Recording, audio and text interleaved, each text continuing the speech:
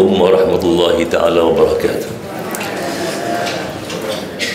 Yang berbahagia Sahib Samahah Datuk Haji Kifli bin Haji Yassin, yang saya hormati dari Sarawak, Mufti Sarawak.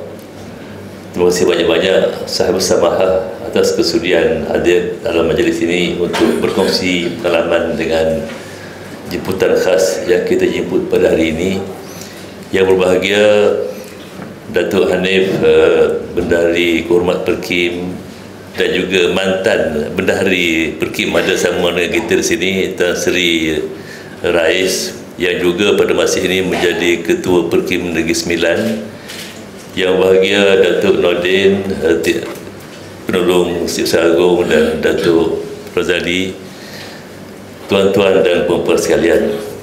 Kita bersyukur kepada Allah Subhanahu Wa Taala kerana kita dapat berjumpa dalam majlis yang menjadi hasrat Perkim untuk menambahkan lagi peluang kita mendapat maklumat daripada tetamu-tetamu yang dijemput di bawah siri yang kita namakan skop, siri ceramah bulanan sebenarnya, yang telah diperkenalkan di Perkim ini sejak awal tahun ini. Tentulah saya tidak mempunyai masa yang banyak untuk berucap, lebih-lebih lagi Sahib Samahah saya difahamkan mempunyai acara yang agak ketat di Kuching. Kalau tidak kerana Perkim, barangkali Sahib Samahah tak datang hari ini disebabkan oleh kerja-kerja biasa, tapi barangkali kecintaan Sahib Samahah pada Perkim ini, maka dia spare juga sedikit masa untuk tuan-tuan dan puan-puan sekalian. Jadi terima kasih khusus kepada Sahib Samahah yang mengambil erat tentang Perkim ini. Tuan-tuan dan puan-puan sekalian, secara kebetulan yang saya fikir menjadi takdir, telah ditakdirkan oleh Allah Subhanahu Wa Taala. Tetamu kita hari ini adalah daripada Sarawak, dan di Malaysia kita akan menyambut Hari Malaysia tak berapa lama lagi. Kerana Hari Malaysia seperti yang kita semua tahu ialah pada 16 September, iaitu hari ikatan muhibbah yang lebih rapat di antara semenanjung tanah Melayu, Sarawak dan Sabah.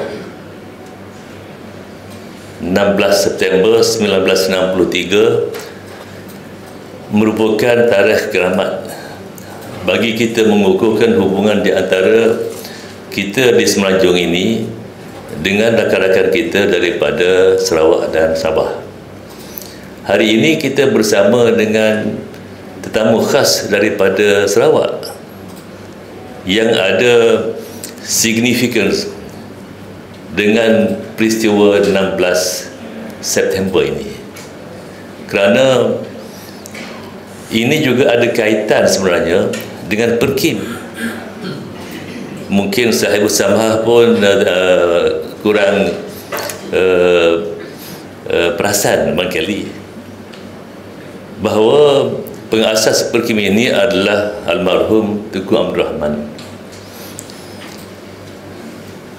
Almarhum Perdana Menteri, bekas Perdana Menteri, dan orang yang mengasaskan Perkim, dan yang berusaha menggabungkan semenanjung dengan negeri-negeri di Sarawak dan Sabah juga adalah menjadi peranan almarhum Tunku Abdul Rahman. Dan penubuhan Perkim pun yang ditubuhkan oleh almarhum Tunku tentunya ada kaitan yang rapat dengan hubungan dengan Sarawak dan Sabah. Itulah Perkim. Buktinya, pada masa almarhum Tunku Abdul Rahman mengasaskan Perkim ini, rakan-rakan yang paling erat dengan almarhum bagi melancarkan rancangan penubuhan Perkim ini ialah daripada Sabah dan Sarawak. Daripada Sabah ialah almarhum Tun Mustafa, dan daripada Sarawak sudah tentu Gubernur sekarang ini, iaitu Tuan Yang Terhormat Tun Taib Mahmud. Inilah rakan-rakan yang telah menggerakkan Tengku, saya fikir, untuk menubuhkan Perkim ini. Kerana walaupun di Semenanjung ini perlukan penerangan mengenai dengan Islam, tapi barangkali almarhum juga sedar bahawa penerangan mengenai dengan Islam kepada rakan-rakan di Sabah dan Sarawak juga penting.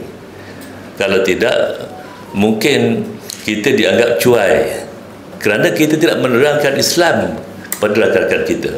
Maka sebab itu penubuhan Perkim ini dalam fikiran Tengku seperti yang saya fahami, berdasar pada dokumen yang ditinggalkan oleh almarhum dalam fail-fail yang saya baca, memang hasratnya ialah untuk bekerjasama.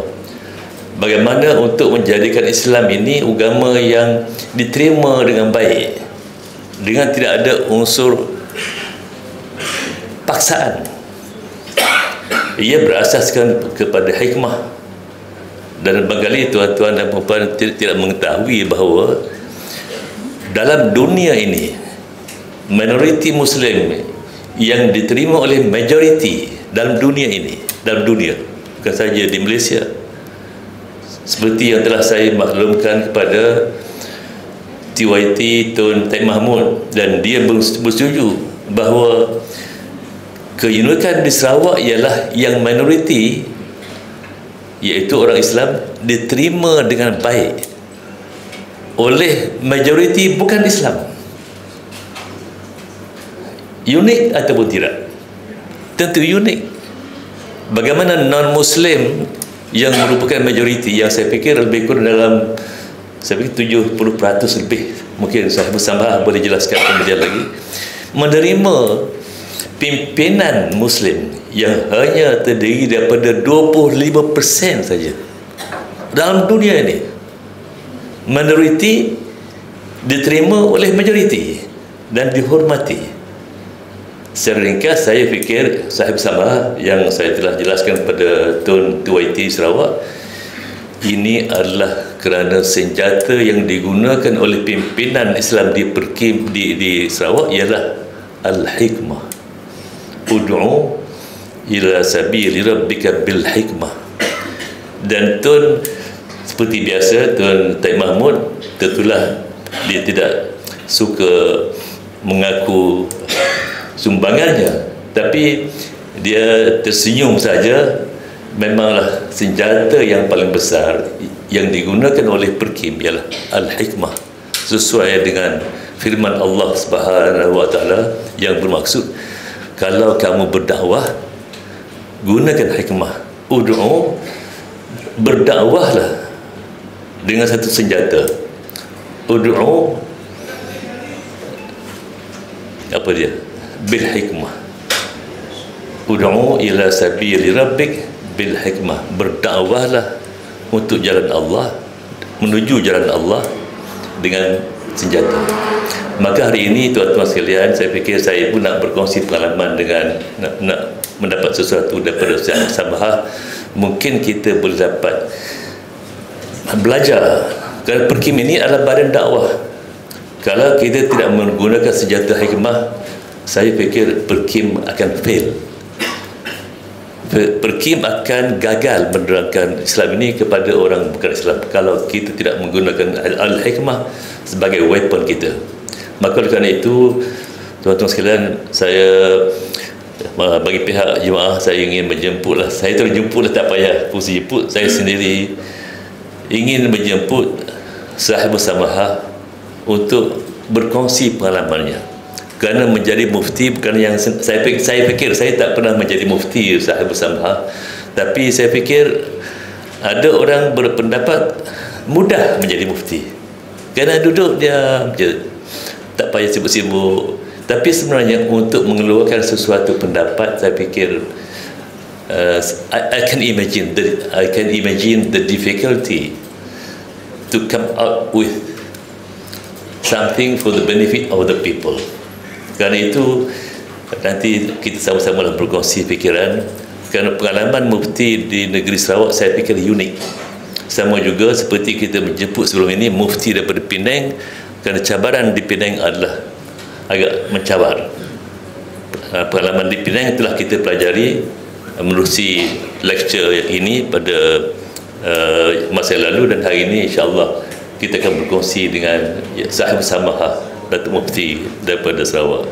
Maka saya bagi majlis saya dengan segala sukacitanya lah menjemput sahib samaha Datuk Mufti Sarawak untuk berkongsi pengalaman dengan kita semua. Mudah-mudahan Allah memberi jalan yang baik untuk kita mengembangkan Islam secara bersama. Sekian, wabillahi taufiq. Wassalamualaikum warahmatullahi taala wabarakatuh. Dan saya dengan sukacitanya menjemput sahib samaha Datuk Mufti. Tuan-tuan, puan-puan yang dimuliakan oleh Allah Subhanahu wa taala. Assalamualaikum warahmatullahi wabarakatuh. Alhamdulillahi rabbil alamin, wassalatu wassalamu ala asyrafil anbiya'i wal mursalin wa ala alihi wa sahbihi ajma'in.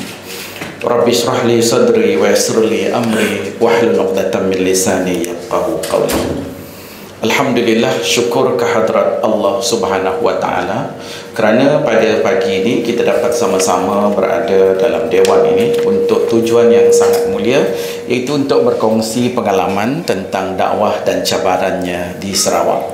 Saya ingin merakamkan setinggi-tinggi penghargaan dan terima kasih kepada Perkim, khususnya kepada yang berbagai Tan Sri dan juga timnya atas jemputan ini untuk berkongsi pengalaman. Tidak juga terlalu banyak pengalaman, tetapi adalah sebagai pendakwah dan juga khususnya dalam position yang ada sekarang sebagai mufti, so sudah pasti dapat melihat dengan cara yang lebih luas, khususnya dari sudut keadaan di negeri Sarawak itu sendiri. Saya telah menjadi mufti Sarawak selama 13 tahun. Maknanya lama jugalah 13 tahun tu. So experience dari sudut dakwah ni saya cerita sedikit dululah supaya terbinanya trust untuk bercakap tentang dakwah, ya. Sebab Sarawak ni memang daripada dulu kekurangan sekolah agama, ya. Saya adalah generasi keempat daripada sekolah agama di bawah Kementerian Pelajaran, iaitu Sekolah Menengah Syekh Haji Osman Abdul Wahab. Ketika saya di tingkatan 3 lagi sebenarnya saya sudah mula mengajar di masjid. Saya dah buat kuliah maghrib di masjid sebab saya lihat bahawa macam kelompongan yang ada itu. So I offer myself kepada pengurusan masjid di kampung saya lah, very small. Maknanya kampung di pedalaman. Saya rasa bahawa tidak hidup majlis-majlis itu. So saya kata kepada imam, boleh tak bagi saya peluang untuk saya mengajar, ya? Dan juga membaca khutbah. So tingkatan 3 tu saya sudah berada di mimbar lah untuk deliver khutbah dan sebagainya. Alhamdulillah, from that time to time kita membina karakter, ya? Untuk menjadi seorang pendakwah. Alhamdulillah, dengan izin Allah Subhanahu wa taala, ia menjadi satu kenyataan lah sebagai seorang pendakwah ini, sama ada formal ataupun non formal, ya? Okey, bila saya cakap tentang dakwah ini, my presentation adalah simple PowerPoint, PowerPoint yang sangat simple, tidak ada gambar-gambar sangatlah. Actually sepatutnya kita kena banyak gambar, tapi sebab saya minta maaf tak sempat sangat menyediakan yang itu kerana kekangan sebenarnya banyak program dan juga presentation dalam bulan ini, terlalu banyaklah sebenarnya. Jadi dalam keadaan itu saya buat presentation yang simple ke dalam, I think 1, 2, 3, 4, 5, 6, 7 pages only. Tapi itu betul-betul PowerPoint lah. So hanya kata-kata yang umum. Tapi daripada itu saya akan elaborate kan apa yang saya nak sampaikan di situ itu. So selama dah lebih setengah abad jugalah, ya, umur sekarang. So dapat melihat bagaimana cabaran dakwah khususnya di negeri Sarawak itu sendiri. Walaupun ada juga pengalaman-pengalaman di peringkat antarabangsa, di peringkat kebangsaan dan sebagainya. Namun menariknya pengalaman di negeri Sarawak itu sudah pasti berbeza dengan keadaan di Semenanjung dan juga di negeri-negeri lain. Saya pergi ke, macam saya kata, saya tidak akan ceritakan sebab this is a fifth series yang tuan-tuan dan puan lalui tentang skop ini dan juga dakwah. Saya tidak ceritakan tentang apa dia dakwah, apa dia arkanul dakwah yang ada di dalam itu. So saya tak cerita dah dengan itu.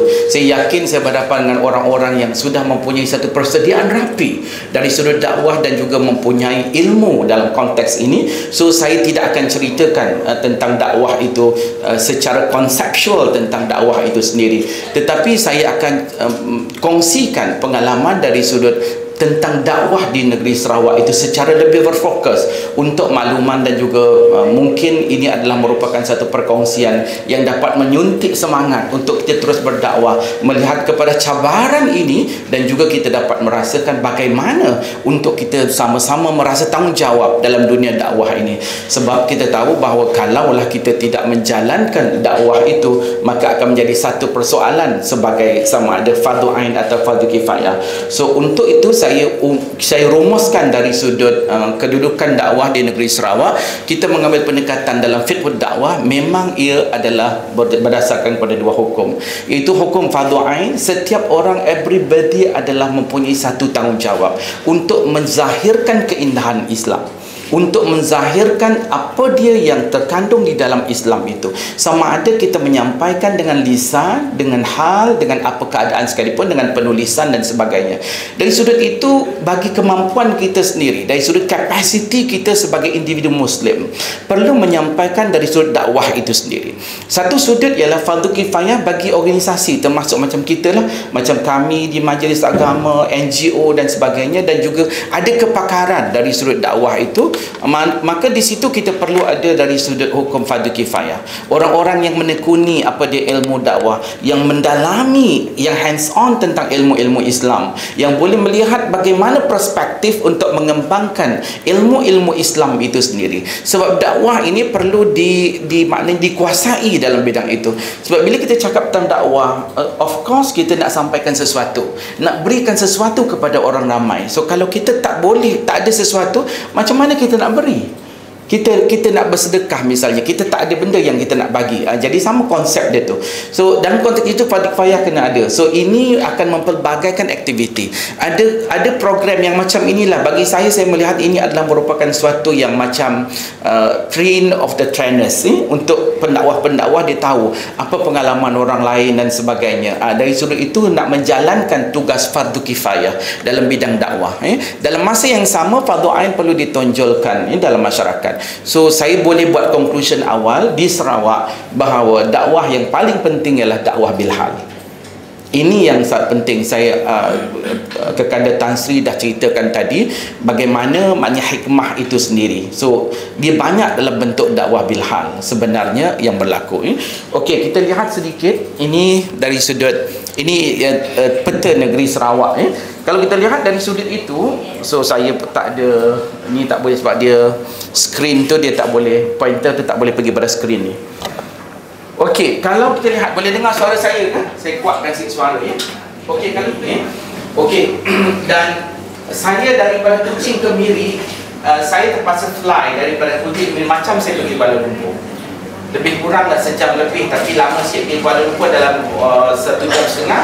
Di sini dalam 1 jam 20 minit saya boleh sampai ke Miri. Lihat dari sudut peta ni saja pun kita dah kata, wah, luasnya negeri Sarawak itu. So itu lihat dari sudut geografi ya.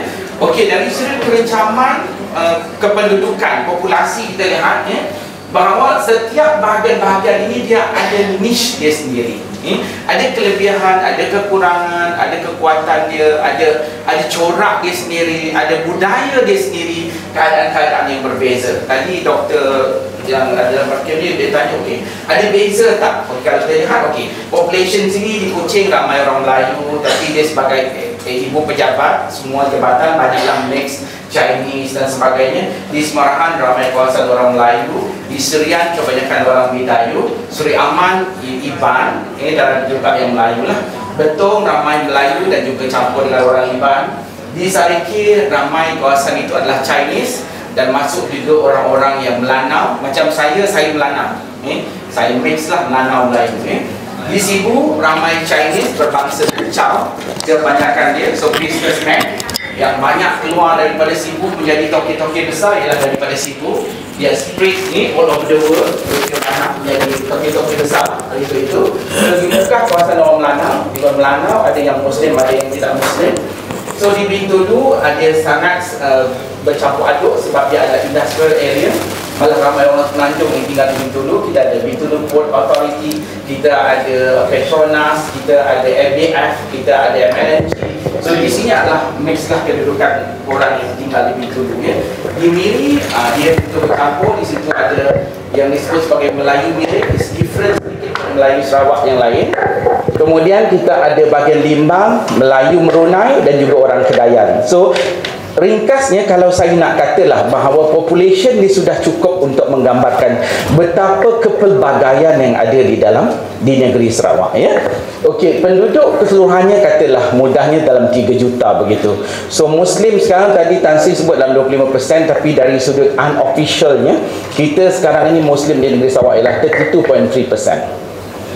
So dalam 32 bolehlah kita kata, atau 33% ni kedudukan Islam. So dalam konteks ini kita lihat bahawa ia adalah merupakan satu cabaran yang besar untuk itu.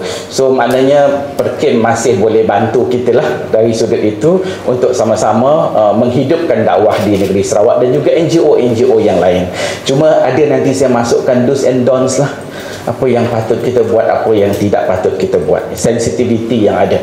So bila kita lihat dalam konteks ini sudah cukup untuk menggambarkan keadaan yang mana dakwah itu perlu dihadamkan, dakwah itu perlu difahami, dakwah itu perlu dihayati, bahawa dia tidak boleh dengan semangat berkobar-kobar saja. Ada orang dia berkobar-kobar, dia semangat dia tinggi, dia kata saya nak pergi ke Sarawak, saya nak berdakwah, saya nak Islamkan siapa yang belum Islam dan sebagainya.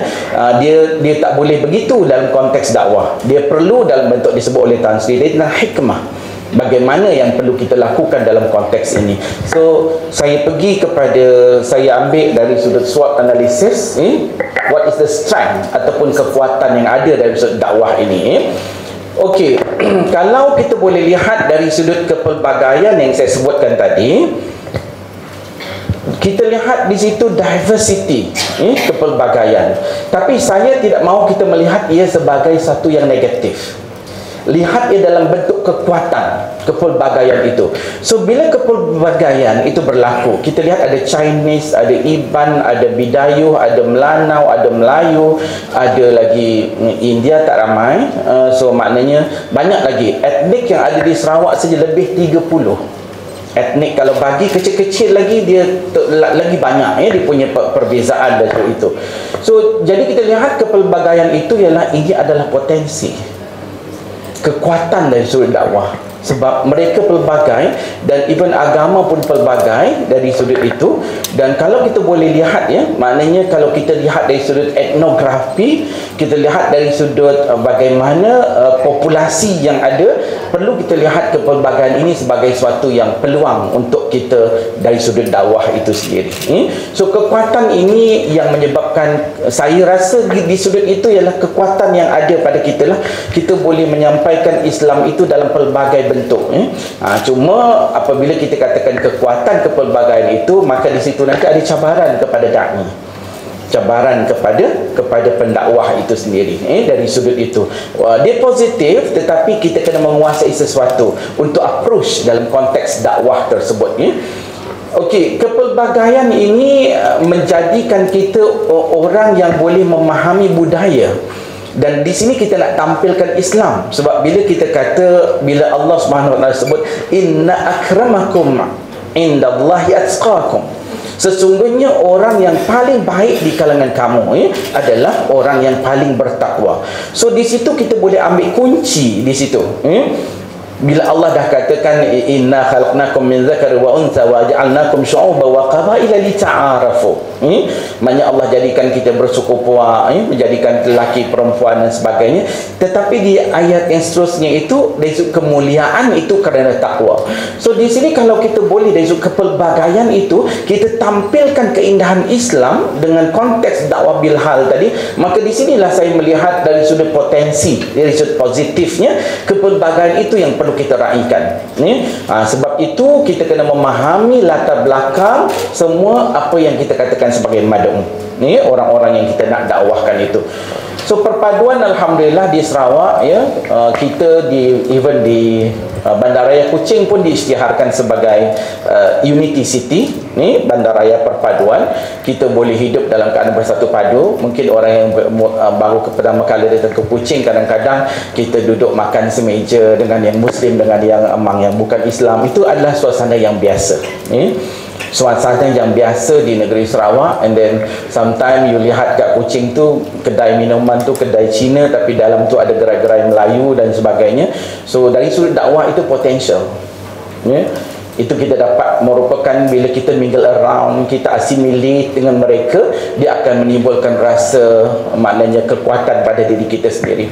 Saya selalu sebutlah kepada pegawai kami, misalnya saya punya sejarah tu kerja, saya bekerja selepas saya menjadi tutor sekejap di Universiti Melaya. So saya balik ke Sarawak, saya bekerja Jabatan Agama, saya bekerja di Jabatan Ketua Menteri, bekerja di Majlis Islam Sarawak, bekerja Jabatan Mufti. Kemudian last sebelum jadi Mufti ialah sebagai seorang entrepreneur, sebagai seorang yang berniaga, tetapi dipanggil balik oleh kerajaan untuk menjadi mufti. Tapi with that blend of experience, saya rasa saya dapat berkongsi dengan tuan-tuan dan puan-puan. Bila saya datang saya suka bila macam dulu bila kita dalam government ni, bila saya makan dalam kursus seminar, saya tak duduk semeja dengan orang Islam. That is saya punya amalan. Saya akan duduk dengan rakan-rakan yang bukan Islam. Sebab saya cakap dengan pegawai-pegawai kami, this is an opportunity. Kita bukan semestinya dakwah dalam arti kata nak suruh dia masuk Islam.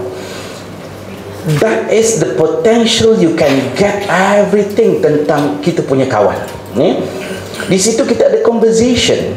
Kita boleh tanya apa opinion dia. Di situlah saya kadang-kadang bila kawan yang bukan Muslim kan, Iban ke Chinese, dia kata, Ustaz, dia kata, saya ada tengok muka Ustaz dalam TV. Rupanya dia ikut Perang Perdana. Saya tanya pada dia, you ikut ke Perang Perdana? Yes. Dia kata dia follow. Sebab tu saya selalu pesan dengan panel-panel ni, kalau boleh kita jangan cakap yang sensitif, yang kadang-kadang dalam bentuk mungkin kita mengata orang bukan Islam dan sebagainya kan. Itu contoh lah. Sebab ramai juga yang bukan Islam follow rancangan Perang Perdana TV1 tu. Saya tahu tu daripada rakan-rakan. Dia kata, oh saya semalam ada tengok Ustaz, saya follow daripada mula sampai habis, dia kata. So maknanya kita lihat situ, kita tahu walaupun dia bukan untuk ni, at least dia dapat ilmu daripada itu. So jadi kita lihat perpaduan alhamdulillah di Sarawak, macam Tan Sri katakan tadi, latar belakang politik dan sebagainya, alhamdulillah. Sebenarnya ini satu kerja yang susah ya. Memang susah Tan Sri untuk memastikan orang hormat dengan orang Islam. Dia percaya dengan orang Islam. Maknanya itulah sebab itu kita sekarang tak boleh banyak menggunakan media massa dari sudut menyebabkan dia sensitif. Jadi perpaduan ini kita kena jaga, orang hormat dengan orang Islam, kita buktikan. Kadang-kadang macam saya kata tadi lah, informal, kita kena bagi tahu pada rakan-rakan yang bukan Islam apa keindahan Islam itu. Tak perlu ceramah, dengan duduk, saya kata mingle around, duduk ketika minum, kita berkursus dan sebagainya. At least ada dalam pemikiran dia, oh this is Islam, the beauty of Islam. Kita boleh duduk bersama dengan mereka. Biasalah kita, maknanya kita dapat tahu apa aktiviti dia dan sebagainya. Apatah lagi kalau dalam agensi kerajaan, kita memang maknanya dalam keadaan sangat bercampur aduk antara bangsa dan juga antara agama. So ini peranan kita dari sudut dakwah sangat penting. Dan saya selalu pesanlah kepada pegawai supaya kita dapat buktikan dan keindahan Islam. Dan satu lagi, dalam apa yang kita lakukan, kita kena buktikan kita adalah profesional. So dia akan hormat dengan kita, bahawa kita boleh dalam apa sahaja yang kita lakukan. Okey, kekuatan juga ialah badan-badan Islam. Kita banyak sebenarnya badan-badan Islam. Selain daripada yang official, kita ada Majlis Islam Sarawak sebagai payung yang besar. And then di bawah Majlis Islam Sarawak, urusianya ialah Jabatan Agama Islam Sarawak. Kita ada Tabung Baitul Mal Sarawak sebagai perbendaharaan umat Islam. Kita ada Jabatan Mufti Sarawak untuk advice dari sudut hukum dan ehwal Islam. Kita ada, bawah dia lagi ialah bukan secara direct, Jabatan Kehakiman Syariah Sarawak. Kita ada IIC, iaitu Islamic Information Center, untuk dari sudut memberikan informasi. Ini pun satu yang bagus jugalah bila kita ada IIC. klien kita yang bukan Islam lebih kurang 30%. Yang datang kita punya interfaith, kita punya program-program, mereka datang dan kita biasa buat program macam sambutan apa-apa, kita akan panggil mereka lah.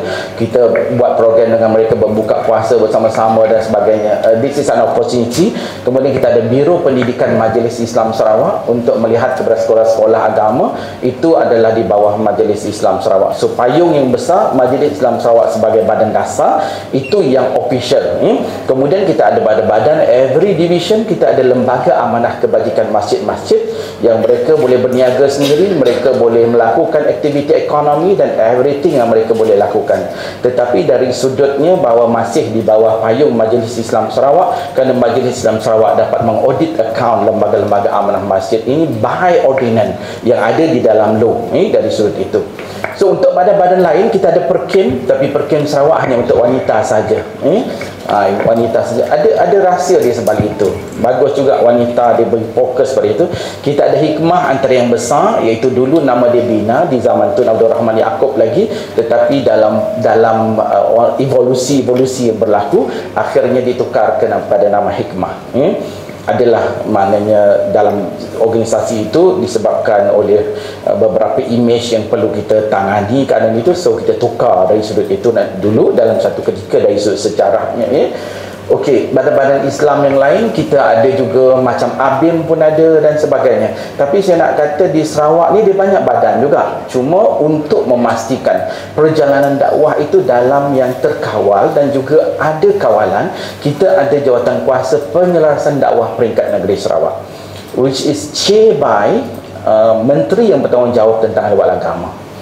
Dalam setahun mungkin ada 2-3 kali mesyuarat lah untuk bincang di mana fokus, macam okey, kalau Perkim, wanita Perkim dia fokus pada kebajikan, misalnya hikmah dia akan fokus kepada saudara baru punya program, kerana mereka adalah front line untuk program-program dakwah misalnya, okey, maknanya dari sudut itu program-program yang lain ABIM kita fokus kepada belia misalnya, di sudut ini kita ada badan atau Jawatan Kuasa Penyelarasan yang semua NGO ini akan datang untuk bermesyuarat bersama lah, untuk kita melihat di mana. So saya rasa kekuatan ini bagus juga. Dulu misal contoh macam ibadah korban, everybody nak buat ibadah korban, tapi kadang-kadang dia satu kampung tu sampai 2-3 badan datang hantar daging yang dapat 3 kilo, 5 kilo dan sebagainya. So now kita buat di bawah Jabatan Agama sebagai badan penyelaras. Okey, maknanya dia boleh memilih tempat-tempat yang nak kita adakan korban, tetapi mereka register dengan Jabatan Agama supaya kita dapat coverage yang lebih luas. Okey, kalau kata masjid tu buat 15 ekor lembu, dia untuk area dia mungkin dia boleh bagi dalam 2 ekor lembu tu daging tu, yang baki tu diserah pada Jabatan Agama. Jabatan Agama akan distribute kepada seluruh kampung-kampung yang jauh, termasuk kampung saudara baru. Which is saya rasa di sudut itu coverage dia akan lebih meluas di sudut itu. Mula dulu peringkat orang fikir kenapa Jabatan Agama macam nak kawal, tapi sebenarnya tidak, dia membantu untuk coverage yang lebih luas, dan juga ada kampung yang memang agak remote, kita boleh bagikan daging korban itu kepada mereka. So jadi penyelarasan itu yang sangat penting dari sudut dakwah tersebut. Okey, kita sangat mengalu-alukan badan-badan Islam ini membantu kita dari sudut dakwah. Cuma saya katakan tadi ada sensitiviti yang perlu dijaga. Misal contoh, kita tidak begitu kita jarang untuk mempromosikan aktiviti kita yang terutama yang telah kita lakukan, misal dalam bentuk pengislaman. Kita bila kita dah mengislamkan orang, ada satu pernah berlaku lah di Sarawak, badan tu daripada Semenanjung Malaysia, kemudian mereka pergi ke Sarawak, dia mengislamkan seramai 21 orang di kawasan yang agak remote area lah, tetapi balik daripada majlis tu dia orang masukkan dalam FB, Alhamdulillah kami telah pun mengislamkan seramai 21 orang. You know how sensitive that issue? Sepatutnya tak payah masuk FB. Tak apa, kita dah dapat mengislamkan, syukur Alhamdulillah 21 orang. Bila masuk dalam FB, adalah timbul isu. Orang akan tanya kepada pihak bertanggungjawab, maknanya kenapa ini berlaku? Kenapa kita benarkan orang daripada luar untuk mengislamkan orang misalnya? So benda-benda macam inilah yang sepatutnya dakwah dia kena faham. Sebab kita ada badan di Jabatan Agama, okey, dia perlu rujuk jugalah keadaan itu. Kita bukan melarang mereka datang untuk memberikan sesuatu yang baik, tetapi kaedah dia tu, sensitivity yang kena jaga. Kemudian kadang-kadang kita lupa bila kita sampai satu tempat, kita tidak tahu adat-adat yang ada. Ini juga badan-badan Islam dia kena faham lah, maksudnya dia kena membincangkan apa masalah-masalah sensitivity di kawasan itu. Misalnya macam saya katakan tadilah, maknanya bila kita sampai ke satu tempat, ada perkara yang kita tak boleh sentuh. Even macam kami keluarkan fatwa, contoh kalau misalnya dalam fiqh ada istilah yang kita katakan jijik, menjijikkan. Kita tak makan benda ni disebabkan oleh dia jijik. Tapi dalam kita menyampaikan keputusan fatwa tu, kita tak ada guna perkataan jijik. Kita ambil istilah Arab yang biasa khaba'is itu, dan kita deliver di kalangan masyarakat Islam sahaja. Sebab bila kita sampaikan, oh makanan itu jijik, bagi mereka, interpretasi bagi orang bukan Islam ialah dia akan kata bahawa kita menghina mereka sebab mereka makan sesuatu yang jijik. You see how sensitive the issue. Sebab itu kita akan tak deliver pada masyarakat secara umum. Ada yang kita cetak, ada yang tidak. So maknanya itu dari sudut fatwa yang kita keluarkan. Jadi kita kena faham, maknanya lebih fokus dalam bentuk itu, dalam konteks ini. Kalau dia nak tahu secara ilmiah, okeylah, kita boleh cerita. So sebab itu sekarang kita pun dari sudut fatwa, kita banyak dari sudut buat research dari sudut ilmiah. Kita perlu tunjukkan, macam contoh ulat mulung tu, ulat sagu. So bila kita boleh tunjukkan kepada mereka bahawa circle of life ulat mulung tu adalah 4. Kalau beza belalang di Kelantan, kita boleh makan kan, selalu di Kelantan. Dulu saya belajar di Kelantan, boleh makan belalang tu yang terbang tu kan. Bila kita kaji betul-betul, belalang tu 3 circle dia, dia tidak jadi 4. Tapi kalau ulat mulung ni, dia ada 4 circle dia. Bila 4, last kali dia jadi kumbang. So maknanya dari sudut itu, dari sudut scientific punya research, memang sebab itu dalam mazhab Syafi'i khususnya dalam Islam tu, kita larang makan perkara yang sudah 4 circle tu dia jadi ulat, maka tak boleh makan.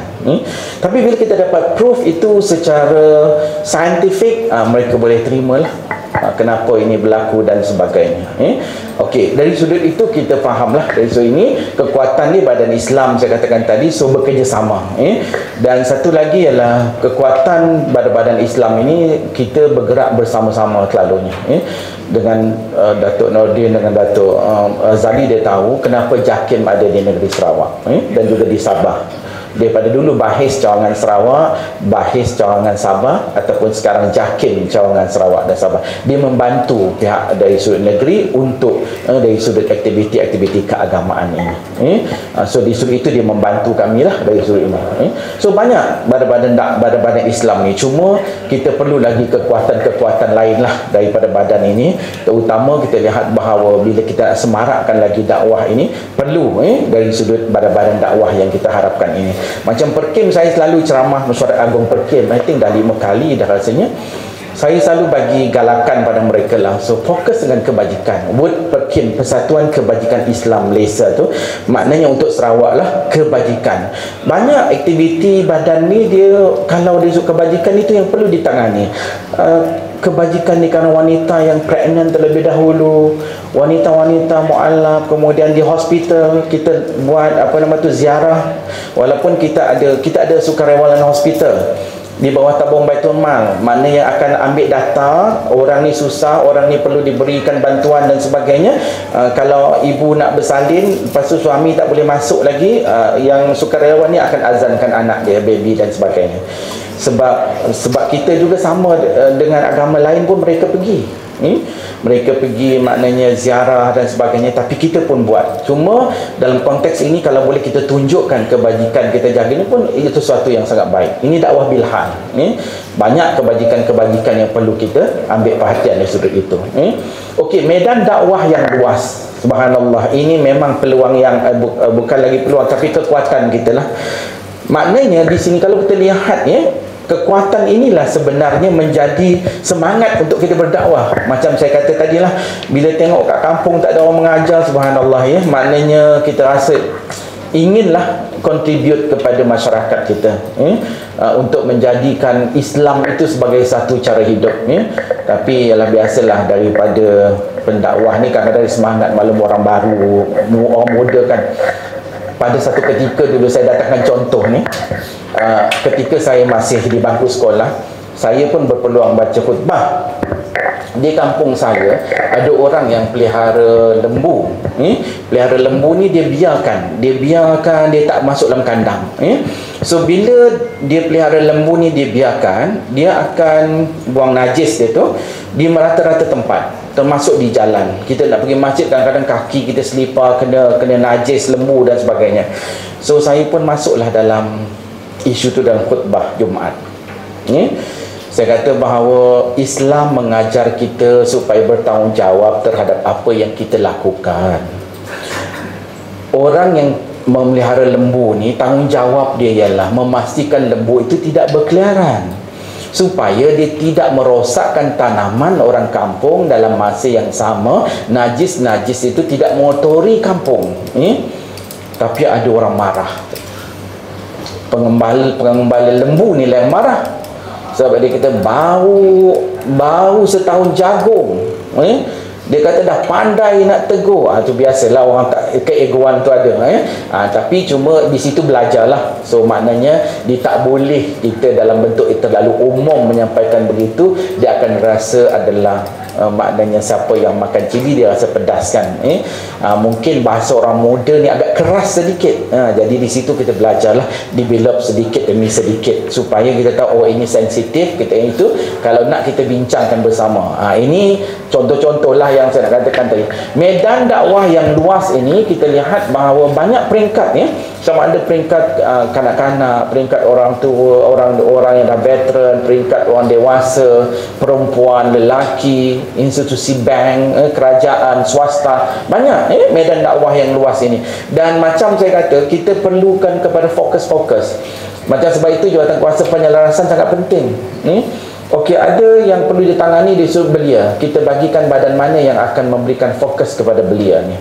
Ada yang fokus kepada wanita. Sebab macam Perkim Sarawak, saya selalu puji mereka lah. Sebab bila mereka buat program ahli-ahli Perkim ni, dia banyak cawangan sebenarnya Perkim di Sarawak ni, alhamdulillah ya. Jadi maknanya sekurang-kurangnya setiap cawangan mereka boleh tackle wanita-wanita Perkim sendiri pun sudah cukup untuk memberikan kelas-kelas fardu ain kepada mereka. Jadi makna benda tu tersebar luas ni. Satu lagi keindahan dia tu, bila ahli-ahli ni semua pakai uniform yang hijau tu, so ada sense of belonging. Jadi mereka saling develop antara satu sama lain, alhamdulillah. So ini maknanya banyak luas yang kita kena ambil perhatian. Saudara-saudara kita, kampung-kampung saudara kita perlu kita pergi. Kita dari sudut ini, kekuatan ini yang perlu dibina. Sebenarnya saya tunjuk tadi tu, geografi dia luas. So hampir semua kawasan itu kadang-kadang seorang da'i cover sampai 4 kampung. 4 kampung tu dia scattered ya. Kampung-kampung saudara kita ni scattered. Dia berselera. Bila dia berselera, dia perlu maknanya disantuni setiap waktu dan tak cukup Dan inilah maknanya medan yang luas itu. Dari sudut kekuatan kita kena lihat, itu adalah kena ambil peluang lah dari sudut itu. Kemudian sistem sokongan ini, saya merujuk kepada kami mendapat sistem sokongan daripada kerajaan, alhamdulillah ya. Dan cuma bila kita sebut dakwah, kita tak boleh letak kepada 1% kepada kerajaan itu kena faham. Sebab itu sistem sokongan ini dalam bentuk-bentuk yang strategik. Ada perkara yang kerajaan boleh bantu kepada kita, NGO dan sebagainya. Ada yang maknanya kita kena usaha sendiri. Namun sistem sokongan ini okeylah, dia beri blessing pada kita. Sebab itu kita hubung baik dengan pihak berwajib tu penting. Sebelum kita lakukan sesuatu, sebelum kesan dia, apa kesan negatif dia dan sebagainya, kita bincang terlebih dahulu. So sistem sokongan ini penting. So dalam sistem sama ada dalam konteks maknanya kepada orang Islam atau bukan Islam, kita sangat memerlukan sokongan mereka. Macam kawasan di Sarawak, misalnya tak ada masjid dan surau, yang ahli yang berhormat di situ ialah bukan Islam. Tetapi alhamdulillah di Sarawak, walaupun kawasan dia bukan ahli yang berhormat tu bukan Islam, mereka juga membantu sebab sistem sokongan yang ada. Dia maknanya dia membantu, kadang-kadang dia orang yang cadangkan supaya dibina masjid di kawasan dia. Itu contohlah, dia lihat masyarakat Islam tak ada tempat untuk mereka berhimpun, maka dia cadangkan dan kadang-kadang menggunakan peruntukan mereka sendirilah dari sudut itu. So ini sistem sokongan yang ada lah. Jadi kami sebenarnya dari sudut majlis agama pun tidak menghalang, sebab itu kita ada sistem tauliah. So sistem tauliah, siapa yang nak datang ke Sarawak, kita mengalu-alukan, tetapi kita menggunakan satu juga sistem. Dia tidak terlalu ketat, kita lihat di situ, cuma kita minta kerjasama. Kerjasama orang yang datang tu supaya tidak membawa agenda-agenda yang menyalahi keadaan di negeri Sarawak. Dia sensitif, dia orang, jumlah orang Islam sedikit. Kalau kita bawa fahaman-fahaman yang bertentangan dengan nilai yang ada di situ, pandangan-pandangan boleh memecah belahkan masyarakat, ini jadi masalah kepada kita. Cuma Sarawak ni yang cantiknya ialah kita ada undang-undang immigration. Sebab itu di Sarawak adalah antara negeri yang tak ada ajaran sesat. Antara negeri yang tak ada ajaran sesat. Amalan yang salah secara peribadi itu ada, tapi ajaran sesat dalam bentuk kumpulan dia sangat jarang. Sebab kita boleh kawal orang tu balik keluar daripada Sarawak. 24 jam dia boleh diarahkan keluar dengan undang-undang immigration. Sebab tu nak datang Sarawak kan kena isi borang, dulu kena pakai pasport. Satu keelokan dia dari sudut ajaran sesat kita boleh pantau. Kita pernah buat satu keputusan, ada satu amalan daripada negara jiran kita, kemudian dicuba nak buka cawangan di Sarawak. Okey, bila kita kaji zikir-zikir yang diperkenalkan itu salah dari sudut Islam, so kita pun declare lah bahawa ajaran itu tak boleh diajar, dan yang datang ke Sarawak itu kita suruh balik. Maknanya dia tak boleh masuk, so dia blacklist. Itu sebab itu kita boleh kawal. Di Kuala Lumpur ni susah sikit lah nak kawal, di Selangor susah sikit nak kawal. Sebab itu ajaran sesat kadang-kadang cepat bertapak sedikit di kawasan yang besar begini. Di Sarawak alhamdulillah dari sudut itu kita boleh kawal lah. Macam even kalau pandangan misalnya Syiah, ada amalan dia mula cuba nak mengajar orang lain, so kita tahu kalau dia datang dari luar, so dia blacklist, dia tak boleh masuk Sarawak dalam tempoh-tempoh tertentu, maka dia tak akan bawa lagi ajaran itu dalam konteks fizikal. Okey, itu antaranya yang kita lihat sistem sokongan yang ada yang boleh membantu kita dari sudut itu. Dan sistem yang ada kita juga ialah kita memberikan macam authority kepada jawatan kuasa pengurusan masjid. Okey, bila kita dah bagi, tetapi pemantauan adalah daripada jawatan kuasa. Jawatan kuasa ini yang akan memastikan sekiranya ada sesuatu yang bertentangan dengan norma-norma yang ada di negeri Sarawak, khususnya dalam pengurusan hal ehwal Islam, maka mereka bertanggungjawab untuk menyampaikan kepada pihak berwajib supaya kita mengambil tindakan awal keadaan-keadaan ini. Okey, ada soalan tak situ? Tak ada? Kita teruskan ya. Kalau ada soalan boleh angkat tangan terus. Never mind. Boleh berhenti tengah-tengah tu tak apa. Okey, tadi tu kekuatan yang ada. So lihat secara positif, ini kelemahan. Biasalah SWOT analisa dia ada weaknesses.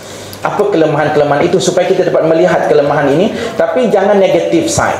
Jangan kita berfikiran negatif. Kelemahan itu hendaklah diatasi dan kita melihat dia dalam bentuk bagaimana untuk mengatasi masalah itu. Itu yang sangat penting. So, kelemahan dari sudut geografi saya dah tunjukkan tadi. So, sangat luas ya. Maknanya kalau saya nak pergi bagi ceramah saja pun dalam daripada KL ni saya akan terbang ke Sibu sebab pagi esok saya ada kuliah subuh, tengah hari saya ada program, and then malam saya ada satu kuliah maghrib. So maknanya kadang-kadang nak pergi situ ialah kita Sibu still okay because direct flight daripada Kuching ke Sibu still okay. Tapi kadang-kadang ada masa saya terpaksa naik sampan, saya terpaksa naik kenderaan darat. Ya, untuk ceramah kadang-kadang 2 kali atau 3 kali saja kita perlukan masa sampai 4-5 hari untuk pergi. Just imagine keadaan-keadaan itu. So macam saya punya program, saya ada program Aziarah Mufti bersama dengan masyarakat. Kalau boleh sepanjang tahun tu kita pergi masjid yang tak pernah kita ziarahi. Tapi kadang-kadang tak boleh penuh juga jadual dia. Sebab macam itulah, ada kekangan-kekangan program, masa dan sebagainya. Termasuk juga perbelanjaan. Sebab itu jabatan kerajaan di Sarawak, perbelanjaan TNT dia adalah tinggi. Buat saya nak pergi ke Miri, tambang saya lebih kurang saya pergi Kuala Lumpur. Saya nak pergi Limbang lagi daripada Miri saya terpaksa naik lagi 1 kapal terbang. Kita lihat dari situ geografi kelemahan dia tadi. Tetapi sebab itu nanti kita akan perlu cari cara lah. Macam dari sudut fatwa, saya kata sejak saya jadi mufti, kita lantik yang saya sebut sebagai Ashabul Mufti. Di area-area yang, sebab jabatan mufti dia hanya satu saja di SQ, dia tak ada lain. Dia ada jabatan agama. Tapi untuk hal-hal kepatuaan, kadang-kadang mereka tunggu jabatan mufti juga yang nak kena menyampaikan lah dari sudut itu.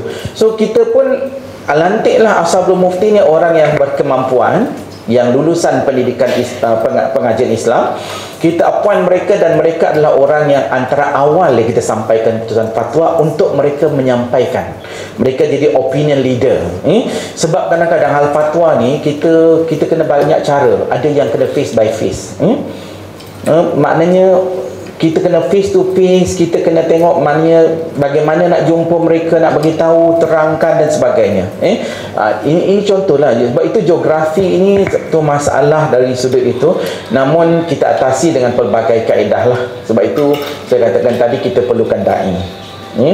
Kita perlukan dai dari sudut ini. Cuma masalah nak cari dai dari Malaysia ni susah sikit. Susahnya ialah kerana nak cari orang duduk kat kampung Sarawak Baru yang jauh tu kan, tak ada orang nak sangat. So Sarawak terpaksa pakai orang daripada Indonesia. So kita ambil pendakwah-pendakwah daripada Indonesia, kita interview dulu, ya. Sebab itu kita ada yang kita sebut sebagai GAIWA, Guru Agama Islam Warga Negara Asing. Saya adalah pengerusi untuk pengambilan interview tu. Kita akan cek dululah. Sebab itu kita pergi beberapa madrasah di Indonesia, kita tengok macam mana surroundings dia, macam mana keadaan dia. I think kita dah 2 tahun ni saya dah pergi ke Indonesia, banyak madrasah yang saya lawati lah. So kita akan hanya namakan madrasah yang kita dah tahu macam mana kitab yang digunakan dan sebagainya. So itu yang kita ambil untuk menjadi da'i dan juga mengajar di negeri Sarawak. So kita ada kawalan dari sudut itu. Sebab kalau tidak dia tak dapat visa untuk datang mengajar. So di sudut itu perlu kepada nak cari lokal, sebab gaji kalau dia lepas SPM, kalau S19 dalam istilah kita, dia dah besar juga gaji dia di sama ada jabatan kerajaan ataupun di mana-mana lah. Tapi kalau da'i ni dia tak ada skim gaji macam kerajaan lah. Dia adalah kita bagi allowances di situ. Ini maknanya, tapi bukan daripada kerajaan lah. Sebab itu macam hikmah, tapi dari sudut zakat, tabung Baitul Mal akan bagikan peruntukan khas kepada hikmah untuk tujuan-tujuan allowances yang diberikan kepada da'i ini. So ini antara yang saya katakan tadilah. Saya tanya sikit. Ya, boleh Tan Sri. Bagaimana gajinya diselaraskan oleh majlis agama tu atau bagaimana? Okey, kita bagi dia tidak boleh rendah daripada paras kemiskinan. Kalau dia 1,500 kata gaji minimum kemiskinan tu, minimum, dia tak boleh rendah daripada 1,500. Itu syarat kita lah. Dan kalau NGO nak bagi lebih, itu welcome. Jadi maknanya dari sudut gaji tu kita bagi, kebanyakan mereka ialah memang akan bagi lebih lah daripada itu. Tapi bila kita, because kalau macam jabatan kerajaan, dia kerja kalau S19 tu SPM level kan, dia kan ada kenaikan tinggi dan sebagainya. Jadi itulah susah nak cari orang lokal tu. So dengan shortage of da'i itu kita ambil daripada Indonesia, tetapi kita very selective lah. So maknanya kita kena terangan dia, tak boleh. Sebab bila di kampung baru ni, da'i dia kena hidup kat situ. Dia tak boleh hanya pergi sekala-sekala, balik sekala-sekala. Dia kena duduk kat situ. Dia duduk kat situ, kadang-kadang dia sama orang kampung buat projek pertanian dan sebagainya. Cuma kekangan tadi adalah dari sudut area dia terlalu luas. Cuma Alhamdulillah lately ni Yadim pun ada bantu, iaitu da'i untuk saudara kita ni ada juga daripada Yadim sekarang. Yang skim Yadim tu better daripada ni lah. Dia ada skim dia sendiri. Alhamdulillah lah, itu bantu. Itu yang saya kata welcoming tadi. Accommodation Ya? 1,500 tu tak masuk accommodation. Biasanya dia di kawasan pedalaman, dia kalau ada surau yang dapat ada bilik, dia akan duduk di situ. Tapi dari sudut dia, bila duduk di kawasan luar bandar, dia mudah dari sudut makan beras pun orang bagi dan sebagainya lah. Dari sudut itu, bila dia duduk di pedalaman, perbelanjaan dia sebenarnya tak begitu besar. Itu dan transportation dia tak perlu sangatlah, dia naik motosikal lah, kadang-kadang orang hantar dia dan sebagainya. Tapi still agak baif lah ya keadaan itu. Okey, yang kedua ialah perundangan. Geografi tu luas, saya tak akan gambar tu. Sebenarnya lihat ada tempat yang kita terpaksa naik. Kalau nak pergi ke Bario misalnya, ada orang Islam di situ, kita kena naik kapal terbang kecil. Kalau nak pergi kawasan Belaga, kena tunggu, maknanya kalau air besar sedikit baru kita dapat naik bot. Kalau tidak, kita kena gunakan jalan balak yang masih tanah merah. Sebab dia dari sudut ekonomik nak buat jalan pun tidak begitu menguntungkan lah dari sudut itu, sebab dia terlalu jauh. Tapi itulah maknanya sewa. Kalau sewa Hilux untuk tempat macam tu, dia boleh tahan jugalah harga dia dari sudut itu. Ini cabaran dari sudut geografi tadi tu. So kalau ada helikopter yang kita memang badan dakwah gunakan, itu mungkin senang sedikit lah. Tapi itu tunggu nanti ada rezeki dari sudut itu. Okey, yang kedua ialah perundangan. Kenapa saya sebut ia sebagai kelemahan? Sebab tapi nak tukar, turn dia jadi positif. Sebab itu dakwah perlu strategik. Di Sarawak tidak ada agama rasmi dicatat dalam undang-undang. Maknanya Islam pun tidak, Kristian pun tidak ada dicatat dalam undang-undang. Cuma di peringkat persekutuan, Islam adalah agama persekutuan. Sebab itu maknanya ketua agama Islam di negeri-negeri tak bersultan ialah Yang Tuan Agung. Tapi dari sudut yang itu sendiri, maka dia adalah menjadi sesuatu yang perlu diambil perhatian oleh kami lah. Nak tukar dalam undang-undang tubuh, nak jadikan Islam agama rasmi itu cabaran dia sangat besar lah. Sebab jumlah yang Muslim pun adalah sedikit dari sudut itu. Tapi saya tidak menjadikan ia sebagai satu halangan. Sebab itu kita katakan tadi perlu dakwah bilhal, dan juga dakwah itu perlu dilihat kepada keseluruhan kedudukan negeri Sarawak itu. Jadi maknanya sebab itu kita perlukan juga macam jabatan-jabatan di bawah kerajaan negeri yang terlibat dengan Islam ini perlu memahami. So peruntukan daripada kerajaan pun adalah merupakan suatu yang ada limitasi dia. Dan Alhamdulillah juga sekarang ini approach kerajaan negeri bila menubuhkan uniform. Kita ada uniform, unit for other religions, which is dia tak ada di negeri-negeri lain. So sekarang ini bila kita ada uniform, semua apa yang nak ditubuhkan church ke apa-apa rumah ibadat lain, agama lain, mereka perlu register dengan uniform. Kalau dulu kita tak tahu, dia nak buat ikut sukati dia. Dengan uniform tu no more. Dia macam kita lah, kita mesti berdaftar dengan majlis agama kan. Sekarang maknanya nak buat church, nak buat apa, semua naklah berdaftar dengan uniform. Unit for other religions ni di bawah letak Jabatan Premier, dia bertanggungjawab tentang agama-agama lain. Dia maknanya tentang bagaimana kehidupan mereka dan sebagainya. Maknanya uniform itu yang akan bertanggungjawab. Dulu tak ada, tapi sekarang sudah ada. Uniform ini dia membantu mereka untuk hal-hal keagamaan mereka sendiri. So dari sudut undang-undang yang saya katakan tadi, so maknanya kita melihat ia sebagai satu daripada kelemahan yang ada, tetapi dia menggalakkan pula kita berfikir dan terus berfikir bagaimana untuk kita strategikkan dakwah itu sendiri supaya kita tidak terikat disebabkan oleh undang-undang, oh kita tak boleh buat ini. So sebab itu kalau kita lihat di Sarawak, penggunaan kalimah Allah, kita tak ada fatwa tentang pelarangan kalimah Allah. Dan di Sarawak kita silence, ataupun kerajaan negeri Sarawak mengambil kedudukan bahawa kita tidak wawakan isu kalimah Allah ni. Jadi sekarang ini kita, sebab di Sarawak, di church yang di luar bandar, mereka gunakan perkataan Allah, pronunciation dia lain sedikit. Itu dah biasa mereka gunakan sebelum ini. Jadi kecuali di bandar-bandar besar mereka gunakan perkataan God. So maknanya kita tak adalah nak larang mereka gunakan kalimah itu, dan fatwa pun tak dikeluarkan. Jadi maknanya, tapi setakat ini alhamdulillah tak ada juga masalah. Tidak ada dalam bentuk penghinaan menggunakan kalimah Allah itu, sebab dia konsep dia, of course dia berbezalah dengan konsep yang kita faham. Tauhid Allah Subhanahu Wa Taala itu berbeza dengan apa yang mereka faham. Dan pun dalam Al-Quran dah jelas, lakum dinukum waliyadin. Cuma dari sudut itu kita kedudukan yang ada di negeri Sarawak, tapi alhamdulillah setakat ini tak ada timbul isu-isu tentang kalimah Allah dan sebagainya. Okey.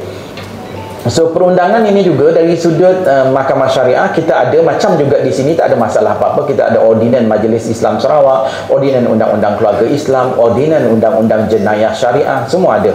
Sama-sama, tapi dia hanya applicable untuk orang Islam saja. Ini yang kita kena faham dari sudut itulah. Okey. Kita yang ketiga tu saya sebut tentang sumber terhad.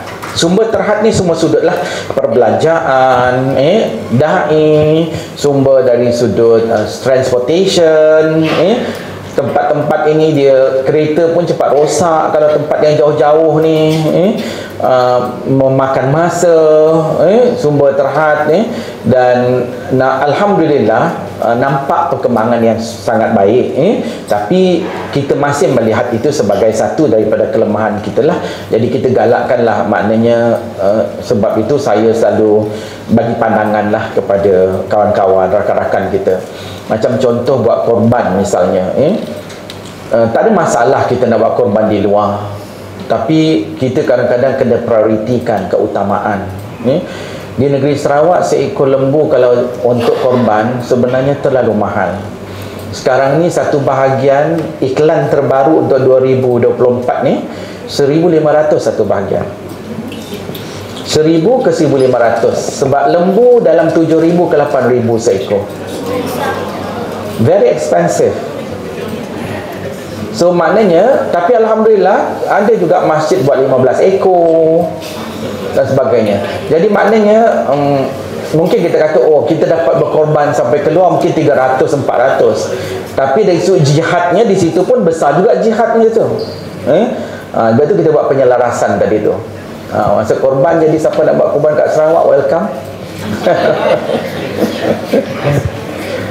Tapi memang mahal lah, memang mahal. Sekarang dulu kita buat dalam 700, masa saya mula-mula kerja dulu 300,500, tapi sekarang saya tengok iklan sekarang memang 1,000 ke 1,500.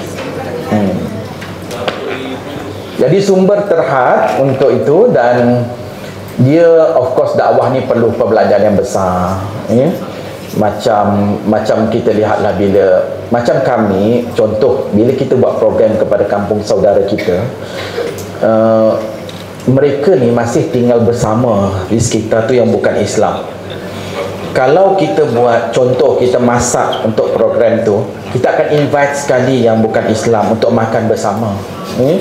So dia, kalau penduduk dia 50, kita jangan sediakan makanan untuk 50 orang, kita kena sediakan lebih. So maknanya perlu bajet jugalah untuk tu, maknanya kita nak raikan mereka. Itu dalam keadaan sumber yang terhad tu. Jadi maknanya kita, yang saya akan katakan tadi, penduduk-penduduk Islam ni dia scattered tu, berselerak. Jadi kita perlukan pergi ke sana ke sini dan sebagainya, itu perlukan kepada perbelanjaan yang besar dari sudut itu. So kita alhamdulillah zakat di negeri Sarawak sudah meningkat. Sekarang ni dalam 100 juta lah setahun lebih kurang. Dulu sedikit, walaupun kita tak ramai sangat, tapi alhamdulillah kesedaran masyarakat tinggi. Dan kadang-kadang terkejut juga kita lah, masa Covid zakat meningkat. Dan selepas Covid zakat juga meningkat. Kita fikir zakat waktu Covid mungkin dia turun, tapi waktu Covid sebenarnya zakat tinggi, naiklah dia punya tu contribution. Mungkin sebab bila Covid tu kita di keinsafan lebih tinggi, dari itu ujian Allah kepada kita, jadi kesedaran orang tinggal, alhamdulillah dia meningkat dari itu. Kita gunakan juga, maknanya asnaf mu'allaf tu memang ada yang kita gunakan, tetapi of course dalam surah At-Taubah 60 tu kan 8 asnaf kita kena raikan ke 88 tu sekali. Okey. Kemudian data, ini juga kelemahan kita. Walaupun ada usaha sudah dibuat, tetapi belum memadai. Data keseluruhan umat Islam ni, satu contohlah, kalau saya katakan misalnya orang ni dah memeluk Islam misalnya, kemudian kita tak tahu perkembangan selanjutnya selepas itu. Ini pun masalah juga. Sebab itu bila keadaan katalah ada kematian di kalangan saudara kita, kita misalnya kita nak ambil jenazah dia, jadi timbul isu orang kata, kenapa masa dia sakit dulu you all tak tahu? Orang petikaikan di situ. Sebab kita dari sudut data tu kita kadang-kadang kita tak faham.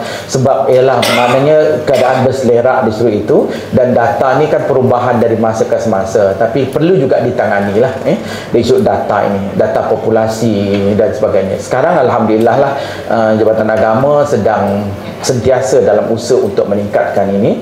Dan even sekarang ni kalau memeluk Islam, dia automatic, maksudnya dia online data dia terus dan kumpul data tu straight forward. Ada sistem dia yang disebut sebagai e-hidayah. Alhamdulillah, tu sistem sokongan yang ada lah. So maknanya kalau yang memeluk Islam yang baru ni, everything dia dapat tahulah di sudut link dia bagaimana, semua dia dapat tahu dari sudut itu. Tapi yang lama-lama dulu tu yang timbul isu. Tapi alhamdulillah lah, saya lihat di Sarawak ni walaupun bukan tak ada masalah, misalnya jenazah misalnya ada, tetapi selalunya kami selesaikan secara hikmah. Tak pernah keluar dalam soabar kan, maknanya jenazah ini direbut ni dan sebagainya. Tapi kes tu ada, cuma kita selesaikan cara berhikmah. So kita selesaikan di peringkat, misal contoh saya dengan church misalnya, so saya kena communicate lah. Biasanya pegawai dulu akan communicate dengan pihak sana. Kalau alhamdulillah setakat ini dia orang pun setuju kalau ada dokumen yang memang menunjukkan dia Islam, so diserahkan kepada orang Islam lah. Kadang-kadang ada di antaranya, misalnya dia dah berada di kalangan keluarga bukan Islam, dia orang dah nak buat sesuatu lah, ritual yang ada dalam kepercayaan mereka. Kalau kita nak ambil juga, dia minta tebus misalnya, kita tebuskan dengan misalnya di kalangan masyarakat parang dan sebagainya. So kita kena bayar jugalah pada mereka. So masalah itu ada, tetapi alhamdulillah dapat diselesaikan secara hikmah dan secara administration. Tak ada timbul isu masuk dalam sahabat dan sebagainya, alhamdulillah. Sebab perkara-perkara begini kalau dia masuk dalam media massa, dia akan jadi sensitif. So ini dakwah yang perlu diambil perhatian lah. So untuk tujuan dakwah, data memang sangat perlu dari sudut ini. Macam tadi populasi yang kita katakan tadi, area mana kita nak pergi, area tu apakah sensitiviti masyarakat di kawasan itu. Kalau saya pergi ke Limbang, gunakan bahasa Melayu Sarawak, dia ramai orang sebelah Limbang dia tak faham bahasa Melayu Sarawak. Saya kena gunakan bahasa Malaysia di kawasan Limbang sebab mereka adalah lebih kepada Melayu Brunei. Jadi pakai bahasa Malaysia standard. Saya kalau pergi ke Limbang, saya tak boleh cakap dalam ceramah saya tak gunakan perkataan-perkataan yang bahasa Melayu Sarawak. Sebab mereka lebih lebih faham bahasa Malaysia standard, sebab kan rancangan TV di sekolah mereka gunakan bahasa Malaysia standard. Jadi di sudut itu kita kena faham keadaan itu. Dan ada perbezaan juga dari sudut, of course dari sudut language, kan, maknanya perkataan-perkataan yang tak boleh kita guna pakai. Ada perkataan yang sensitif di kalangan masyarakat itu. Sama juga antara Semenanjung dengan Sarawak, ada perkataan yang lain kan, perkataan dia, maknanya maksud di Semenanjung lain dan maksud di Sarawak lain. Kalau saya kata orang Sarawak, macam you all datang ke Sarawak, lawanya kata-kata kacak cantik ataupun dia handsome. Lawanya orang tu. Tapi kalau bahasa Sarawak, Melayu Sarawak, lawa tu sombong. Lawana orangnya. Contoh kalau saya kata lawana orangnya, maksudnya dia adalah sombong. Sombongnya orang tu. Maknanya kena faham lah, maksudnya jangan cuba guna bahasa begitulah. Itu contoh sajalah Banyak lagi perkataan-perkataan sensitif lain. My wife orang Penang. Kalau di Penang ni, kalau kaca jatuh kan, dia kata Jahanam tu rosak lah kan, maknanya dia punah hancur. Tapi kalau dalam masyarakat saya tak boleh guna perkataan Jahanam tu, kerana Jahanam tu sumpahan yang sangat teruk. Saya cakap dengan isteri saya bila nak balik kampung dulu, mula-mula kahwin dululah. Saya cakap isteri sayang, jangan pakai tau, kalau macam barang kaca pecah jangan kata Jahanam kaca tu, gelas tu. Nanti orang kata yang suka menyumpah pula. Sebab dalam masyarakat saya, kalau Jahanam tu kira sumpah teruk sangatlah, makna sumpahan yang sangat teruk. Jadi elaklah perkara kita ini. So dalam dakwah, perkara data-data macam ni kena faham bangsa apa yang ramai kat situ. Macam saya kata tadi lah, maknanya kita kena gunakan bahasa-bahasa yang betul yang kita gunakan di situ. Kalau boleh berbahasa yang itu lagi baguslah, yang boleh mereka faham. Sebab itu tadi saya bincang dengan doktor tu, kalau macam kes-kes nak keluar Islam, antara sesi kaunseling, selepas di kaunseling biasa, kita akan hantar kepada panel yang berbangsa dia. Kalau Chinese, kita akan minta panel daripada makma untuk menjadi panel dalam sesi kaunseling dia. Kalau di Bidayu, kita akan cari saudara baru ataupun saudara lama yang berbangsa Bidayu. Kalau dia Iban, so sesi kaunseling tu akan diadakan dalam bahasa Iban. So itu pun satu yang baik jugalah. So sekarang kita ada, alhamdulillah, ramai juga, dan even di Sarawak kita dah buat terjemahan ayat suci Al-Quran dalam dah 3 juzuk, dan kita terbitkan by juzuk-juzuk, ada 3 bahasa. Bahasa Iban, bahasa Bidayu 2, jadi bahasa Bidayu Sadong dan bahasa Bidayu Bau, dan bahasa Melanau. So 4 bahasa kita dah buat dalam 3 juzuk begitu. Itu pun makan belanja yang besar. Nak terjemah Al-Quran, cari panel dia dan sebagainya, dan bawa lagi pada KDN. Tapi alhamdulillah dah adalah terjemahan-terjemahan itu. Okey, ada soalan tak? Okey, silakan.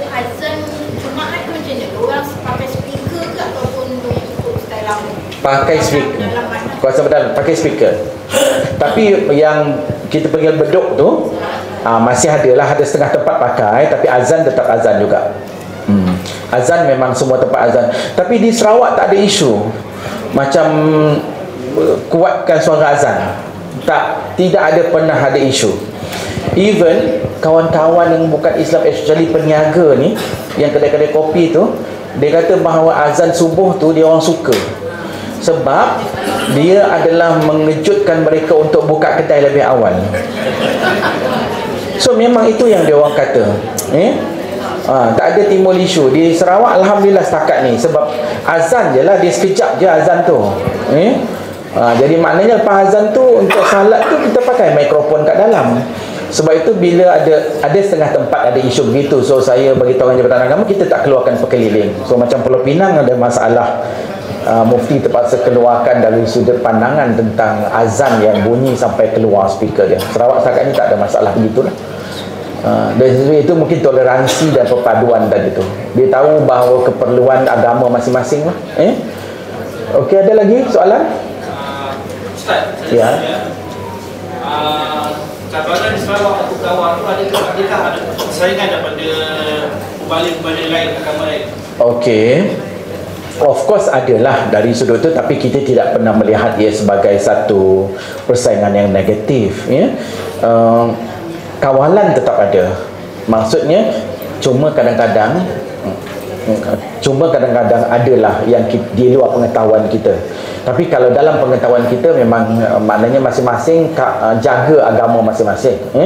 Okey, macam untuk daripada luar, kalau orang Islam tadi kita ada jawatan kuasa, di bawah Majlis Islam, maknanya untuk menerima pendakwah daripada luar. Interview pengerusinya adalah mufti, jawatan kuasa besar adalah yang di-Ketua Majlis Islam. Tapi untuk agama lain dia pun ada. Di bawah jabatan premier dia ada jawatan kuasa dia. Maknanya padri daripada luar nak datang semua dia pun kena interview juga.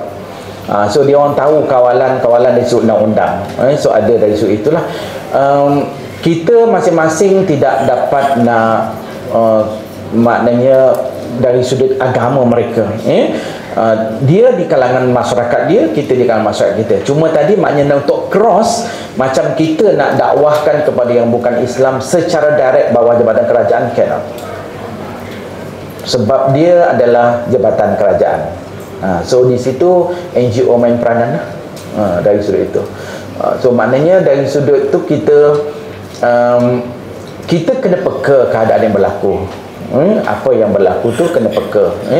Tetapi jangan prejudis.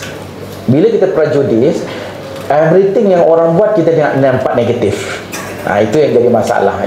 Kalau boleh kita berkongsi maklumat macam saya katakan tadi. So that's why kita interfaith sangat hidup di negeri Sarawak di bawah. Cuma saya selalu advise tajuk-tajuk interfaith ialah jangan sesuatu yang sensitif.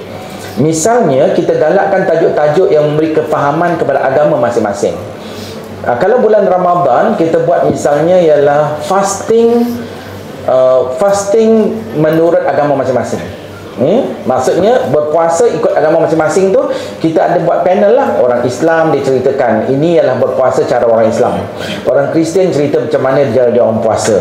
Orang Buddha cerita macam mana dia orang berpuasa. So kita faham, oh dia puasa macam ni.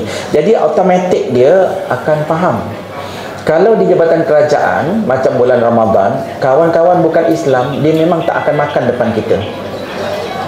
Di dalam pejabat dia tak akan makan depan kita. Biasanya dia akan makan di tempat lain, macam dalam pantry. Dia tak makan di meja tempat mereka makan. Dan biasanya kalau dia nak pergi makan, dia jumpa kita kan, dia minta maaf dulu. Itu maknanya kita lihat dari sudut ini, kita masing-masing lah mengamalkan konsep lakum dinukum waliyadin itu. Jadi bukan tak ada cabaran tu, bohong lah kata tak ada cabaran, tapi disebabkan kita masing-masing kena profesional dan kita kena kuatkan masing-masing lah. Macam orang Islam dia kena kuatkan dakwah di kalangan pendakwah Islam ni. Kita kena lihatkan keindahan Islam itu. That's why saya buat rumusan awal, bilhal itu penting. Sangat penting. Sebab itu kalau you all pergi raya dekat Sarawak, first day raya kebanyakan orang bukan Islam datang rumah, selain daripada ahli keluarga. Dia kalau di Kuching pagi raya jalan akan jam. Rakan-rakan yang bukan Islam ni ramai yang akan datang ke rumah.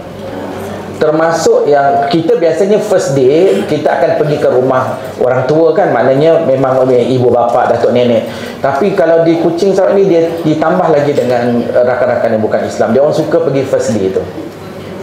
Jadi sebab itu kita lihat suasana itu sebenarnya menimbulkan rasa hormat antara satu sama lain lah. Alhamdulillah.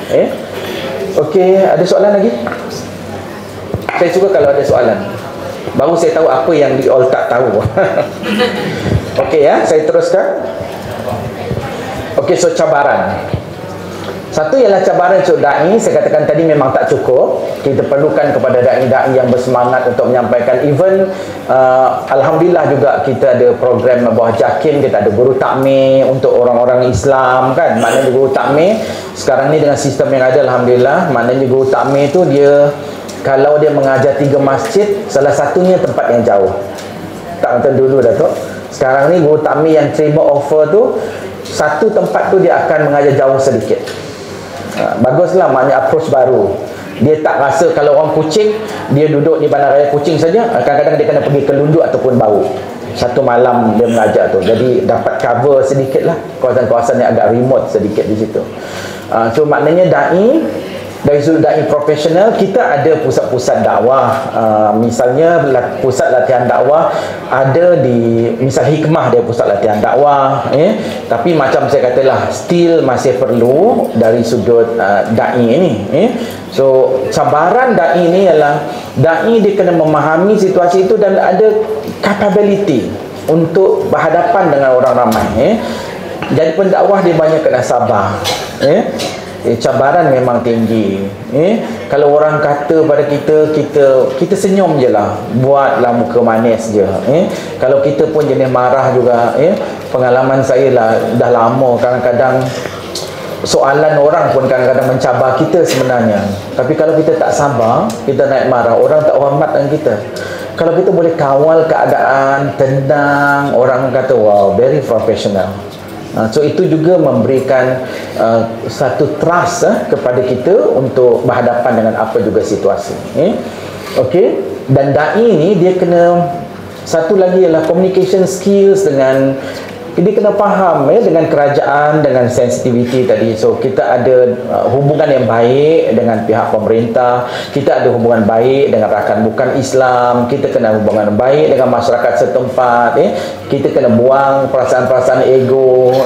Kalau pergi ke masjid, kita juga akan menjadi orang yang sama dengan mereka. Sebab tu kalau saya pergi ceramah, saya tidak begitu menampakkan saja kemuftian saya sangat. Saya biasanya saya tak akan pakai serban besar sangat, jubah tebal sangat, dan saya supaya masyarakat tu feel saya macam mereka juga. Jadi dia rasa dia senang sikit. Kalau saya buat saya macam kemuftian sangat, dia akan, ya Allah, nak jumpa mufti ni pun berdebar dia rasa. Dia ada gap. So itu pun kita kena faham lah. Sebagai pendakwah, so dai ni banyak sudut dia kena faham dari isu-isu. So communication skill, dia sudut convincing macam mana, dan bagi orang yang berdakwah di jabatan kerajaan ni, dia at least dia ada sedikit kebolehan dalam bahasa Inggeris, walaupun tidak begitu menguasai, tapi dia faham. Macam saya dulu pada awal, okey, saya bahasa Inggeris saya tidaklah sebaik sangat, tetapi bolehlah bercakap. Tetapi bila kadang-kadang soalan tu dalam bahasa Inggeris, so kita boleh faham. Kalau kita pun tak faham, jadi susah sedikit. Bila kita pelbagai bahasa yang ada di dalam tu, dia lebih mudah untuk menggunakan bahasa Inggeris jadinya. Itu keadaan tertentulah yang biasa berlaku. Okey, cabaran juga dai ni ialah dai dia kena ada semangat jihad yang kuat. Kadang-kadang keluar duit sendiri. Dakwah dalam kawasan-kawasan pedalaman ni, kita tak boleh mengharapkan bayaran orang dengan kita.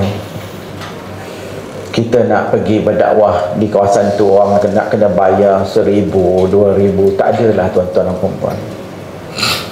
Dia kena, jihad tu kena kuat. Kadang-kadang duit kita sendiri keluar. Itulah jihad. Tapi kita tak perlu bagi tahulah dengan orang. Kadang-kadang bila kita datang, kita yang kena bawa kuih pun ada. Bawalah makanan, untuk menjamu mereka.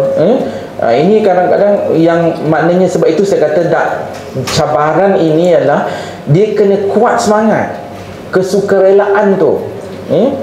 Jangan kita rasa bila kita datang, kita nak tunggu orang sambut kita macam hampa pemaidani merah. Kesian kadang-kadang tempat-tempat yang jauh tu. Kadang-kadang dia tak ada peruntukan.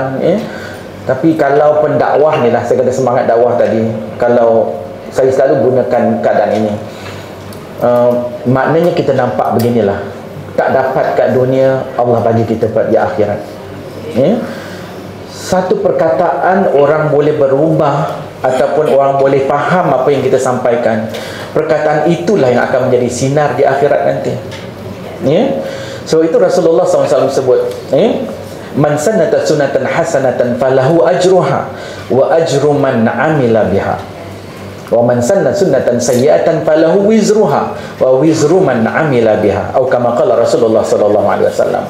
Siapa yang mengajar orang buat sunnah yang baik, maka baginya pahala, dan pahala atas orang yang melakukannya. Kalau kita boleh ajar orang salat, tuan-tuan dan puan-puan, subhanallah, orang tu salat sepanjang hidup dia, kita dapat pahala yang besar. Itu dakwah tu, semangat dakwah tu. Kalau kita jumpa orang, sebab tu saya selalu kata pada rakan-rakan, kalau ada orang datang jumpa kita, nak suruh kita ajar salat, kalau tak boleh ajar semua pun, ajar sedikit dulu. Sekurang-kurangnya ambillah peluang itu. Allah buka peluang pada kita nak dapatkan ganjaran. Kalau kita jumpa orang yang buta misalnya, itu pun dakwah ya. Dia nak menyeberang jalan. Kenapa kita yang dia datang jumpa? Masa tu boleh tak tolong hantar saya seberang? Kita pun suruh orang lain. Tapi kita patut lihat itu potensi. Allah buka peluang pada kita untuk dapatkan pahala. sibuk macam mana sekalipun kita tolong hantar dia sekejap. Maknanya kita lihat itu adalah potensi. Sebab itu Allah bukakan pintu hati dia nak minta kita tolong kita dari sudut itu. Contohlah si dakwah, kalau kita boleh lihat dalam konteks itu, insya-Allah kita tak akan lihat bahawa ganjaran dan balasan daripada dakwah yang kita buat itu. Kadang-kadang tuan-tuan pun ada rasa kecewa melihat apa yang berlaku. Tak apa. Kita akan lihat bahawa akhirnya nanti dia akan berubah. Ingat tak saya kata lembu tadi? Sehingga hari ini orang kampung saya tak mau pelihara lembu. Sampai susah nak buat korban pula. Sedangkan nasihat kita ialah untuk menjaga dan buat kandang lembu. Tapi dari sudut itu ialah kita kena fahamlah dari sudut aturan dalam Islam. Okey, mad'u, orang yang yang didakwahkan ini. Saya katakan tadi kepelbagaian itu memang cabaran pada kita lah, kita kena faham.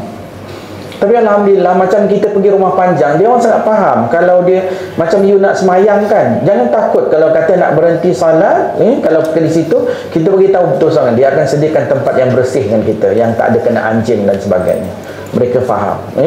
Dan mad'u kena faham. Macam kalau kita pergi ke kampung rumah panjang misalnya, ada anjing, jangan nampak sangat kita macam geli apa semua dan sebagainya. Dia akan, gap itu menyebabkan orang dah tak respect dengan kita.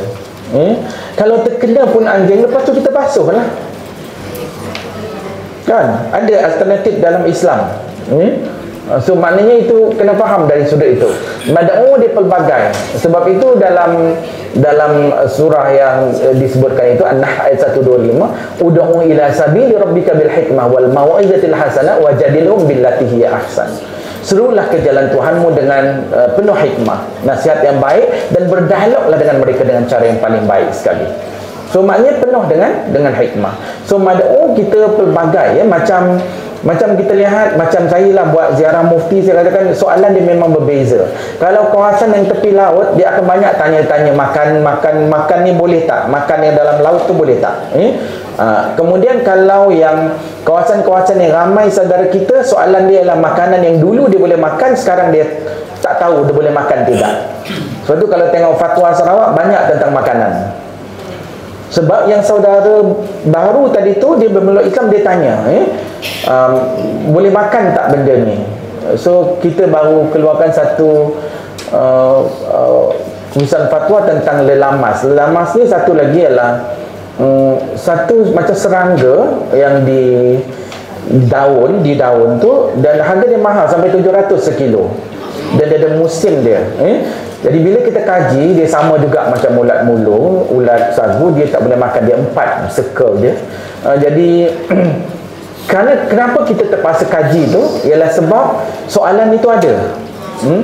So kita outsource lah kepada universiti yang ada kemahiran dari sudut serangga.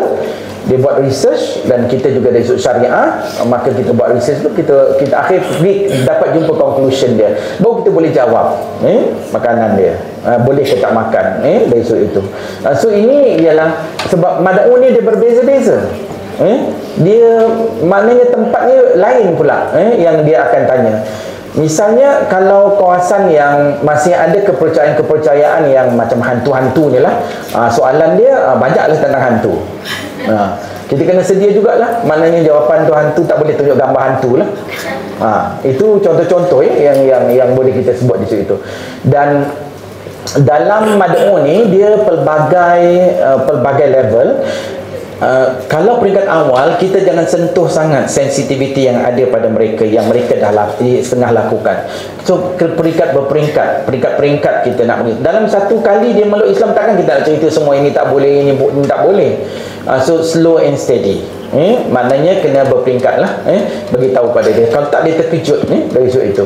So maudhu', of course kita kena ada sesuatu nak sampaikan. Maudhu' pun kena faham, jangan juga terlalu tinggi, level yang terlalu rendah dan sebagainya, kena faham. So itu macam kami, kalau orang perasan lah, semua terbitan Jabatan Mufti Sarawak berbeza dengan pejabat mufti wilayah. Pejabat mufti wilayah dia tebal-tebal, dia banyak perbezaan pandangan ulama ini itu dan sebagainya. Tapi kalau yang Sarawak straightforward, Kalau dia tanya apa hukum ni, kita akan jawab kalau harus, kalau haram, sedikit saja hujah dia. Sebab bila dia sampai pada masyarakat, tidak lagi persoalan dari sudut perbezaan fik dia tu bagaimana. Dia pening dipikir begitu nanti. So sebab itu kita akan straightforward dan ringkas dia punya terbitan. Sebab sesuai dengan masyarakat di tempat itu. Kalau saya datangkan banyak perbezaan pandangan itu, dia pun kata kenapa banyak sangat berbeza ni. Kalau macam masyarakat di Kuala Lumpur ni, dia berbeza lah, tahap dia tu lain sedikit. Itu maksud saya di maudhu' tu. Dan maudhu' ini hendaklah melihat kepada keperluan masyarakat setempat. Dia macam saya kata tadi, dan even hari ini kita lihat bahawa maudhu' yang ada itu sangat relevan kalau kita bincangkan dengan maudhu' semasa. Okey, wasilah, so pelbagai sekarang ni, maksudnya kita boleh bersemuka, kita boleh gunakan teknologi hari ini. Kita ada TikTok, kita ada IG, kita ada Facebook. Cuma macam kami Jabatan Kerajaan, dia ada halangan-halangan tertentu, constraint dia. Sebab tu ada orang heran kenapa pejabat Jawatan Mufti Sarawak tak ada FB, tak ada IG. Dia adalah kekangan-kekangan dia. So adalah badan-badan lain yang boleh buat dan sebagainya. Kita bekalkan kepada mereka maklumat, informasi dan sebagainya. Namun wasilah ini banyak diguna. Macam di Sarawak, penggunaan radio masih sangat relevan. Sebab itu kita banyakkan juga rancangan-rancangan radio untuk sampai pada masyarakat. Macam saya ada rancangan every Friday macam ni, tapi saya tak buat live lah. Kita recorded. Macam minggu lepas saya dah recording 4 set. Maknanya untuk jam 11.30 sehingga pukul 12 dia ada satu rancangan bersama-sama dengan Mufti. Kita bagi tahu dengan fatwa-fatwa terkini, dan itu di seluruh negeri Sarawak boleh dengar, dan pemimpin-pemimpin pun boleh dengar. Sebab 11.30 itu sangat sesuai orang di Sarawak keluar dari pejabat driving nak pergi masjid.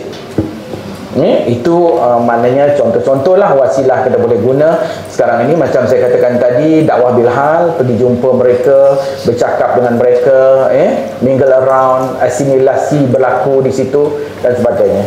Okey, last but not least, peluang tadi, trades yang kita lihat terbuka luas, peluang ada. So welcome siapa nak berdakwah, nak pergi ke Sarawak, cuma ikutlah peraturan-peraturan tertentu. Sekarang ini nak minta tauliah Sarawak senang saja, you pergi online dakwah, masa di situ masukkan situ, dia akan tengoklah. Kalau dah ada rekod sebelum ini, tak ada masalah sangat. Kalau ada tauliah daripada negeri lain, itu lagi memudahkan. So kita tengok kadang-kadang dia tidak begitu strict sangatlah dari sudut itu. Kemudian kita peluang dari sudut jaringan, bekerjasama antara NGO dan sebagainya itu memang perlu. Kami mengalu-alukan, dan even macam Perkim tadi ada dah sebut beberapa program yang perlu. Welcome, kita pun setuju buat situ.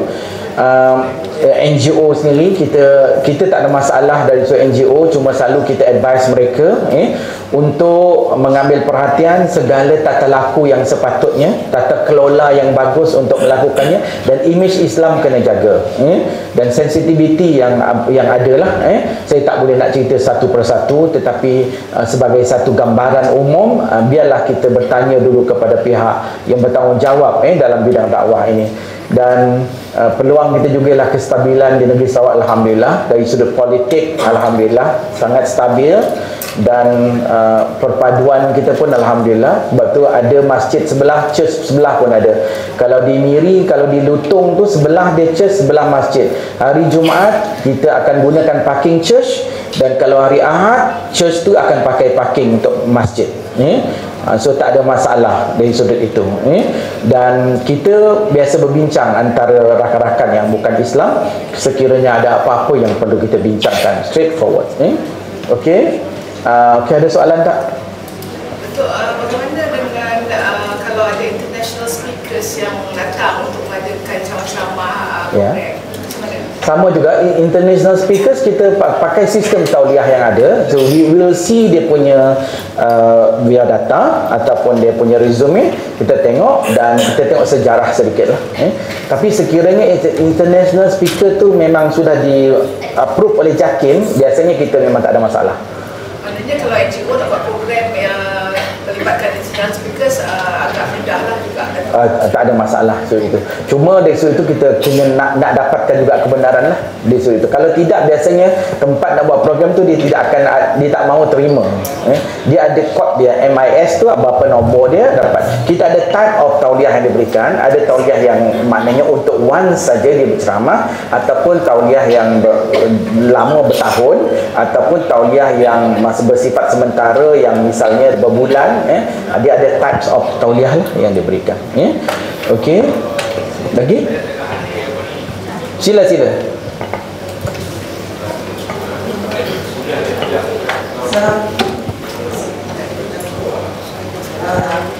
Dr. Isha. Sebenarnya saya dari Sarawak. Okey. Dan pemeriksaan. Alhamdulillah. Okey, saya ada dua perkara nak tanya. Pertama pasal dakwah. Di tempat kelahiran saya, Sri Aman.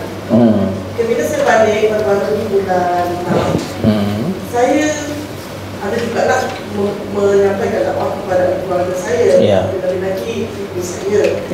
Ibu saya, masalah paling utama untuk saya berdakwah kepada dia adalah communication lah, iaitu atas keterbatasan beliau. Satu, kerana umur dia sudah lanjut, dia tidak berapa mendengar. Kedua, penglihatan pun dia kurang jelas. Dan ketiga, bahasa tu memang saya boleh sampaikan bahasa saya lah. Okey. Dan saya nak sebelum tu saya bulan 6 yang lepas saya pernah ceritakan ini satu insiden lah yang tidak sengaja. Saya bersolat, lepas tu dia hampir terangkat saya. Bila saya bersolat tu saya jelaskan kenapa saya bersolat. And then dia dengar, saya jelaskan dan saya sampaikan sampai dia mengalirkan air mata lah. And then saya kata, mak ikut kami ke untuk Islam. So dia bagi tahu dia memang sudah lama meninggalkan orang kata ibadah dia lah, ibadah. Sebab patutnya dia duduk dekat rumah tu dia seorang, tak ada orang yang membawa dia ke tempat untuk dia bersembahyang. So dia kata, ya saya memang dah lama tak bersembahyang, saya nak, dia cakap. So pada masa tu saya kata, tapi saya tidak mendaftarkan Datuk sebab macam Datuk kata itu isu yang sangat sensitif. Sebab adik keluarga saya masih ramai yang belum Islam. So saya buat itu hanya antara dengan dia. Dan saya juga ada beberapa orang daki dan dakwah dekat sana. Di tempat saya tu saya memang aku ni sangat-sangat susah untuk dapatkan perkhidmatan dai dan dakwah. Kampung apa tu? Rumah saya. Kampung apa? Macam mana kata? Kampung apa? Kampung saya, kalau Datuk perasan, dekat seberang tempat ayah saya buat rumah tu ada satu camp PGA. Dekat situ lah area dia. Dekat kaki bukit tu. Okey. So bila saya minta NGO tu semua nak sampai ke rumah saya untuk berjumpa dengan mak saya, bersilaturahim dan semua, memang belum ada lagi yang pergi. So saya nak tanya di kawasan saya tu, saya nak tahu lah NGO ada ke tidak, macam mana. Itu yang saya nak tanya. Okey, satu ialah sebab nanti ada apa berdaftar tu boleh secara sembunyi, maksudnya di Jabatan Agama, at least dia ada dokumen. Sebab nanti apa-apa berlaku senang. Dokumen itu kalau contohlah dari sudut misal katalah umur dia dah dia dah meninggal misalnya nanti, dokumen itu kuat. Maknanya kita boleh selenggarakan secara Islam dari sudut itu. Yang satu, dia tu ada dokumen sangat penting. Kemudian yang kedua ialah dari sudut nanti tolong bagi adres pada saya lah yang tu kita panjangkan kepada USK ada urusan saudara kita di Sri Aman untuk menyantuni dia dan kalaulah dia setuju untuk dibawa oleh puan, itu pun lagi baiklah, satu pendekatan yang baik daripada dia duduk seorang dan sebagainya. Once while ke bawa dia hidup bersama kalau dia maulah. Tapi orang tua ni kadang-kadang dia tak mau, dia nak duduk rumah dia sendiri. Tapi tak apa, pujuk. Dan untuk menyantuni tu kita cuba panjangkanlah tu, you bagi address penuh, nanti saya akan panjangkan kepada badan-badan yang sepatutnya yang ada di kawasan Sri Aman. Okey. Kalau Temuduk ke tu tempat tadi tu, kalau dekat PGA tu tak berapa jauh sangat kan? Okey, dia macam persimpangan dah. Masuk ke dalam sangat ke? Tak terlalu dalam, tapi dia terlindung dengan musuh-musuh buang. Sebab dekat tempat itu bukan tanah ayah ayah saja. Tapi jalan ada lah. Jalan ada jalan. InsyaAllah ada. Okey. Kan Pembodio ni baru dibuat. Okey. Bukan sikit untuk masuk. Dia tulis sikit tadi, bagi nama, kalau ada nombor telefon dan address dia. Nanti saya cubalah untuk sampaikan. Okey. Okey. Dan last slide ni ialah saya datangkan ayat tadi tu untuk saya nak buat kesimpulan. Bila dari sudut dakwah ni ialah hikmah tu yang banyak kena buat. Bila kita katakan dengan hikmah itu tadi, pelbagai hikmah dari sudut da'i, dari sudut maudhu', dari sudut mad'u, dari sudut wasilah yang digunakan, uslub dia juga saya tak masukkan situ, uslub ataupun kaedah dia, metodologi yang kita gunakan, maknanya kena berbezalah. Ada dalam bentuk bercakap, ada dalam bentuk bilhal, ada bentuk kita bergaul. Kadang-kadang kita tak bercakap pun tak apa, kita boleh tunjukkan. Saya antara pendekatan lah, bila saya pergi, ada sebelum saya buat rumah sendiri, saya duduk beberapa rumah sewa.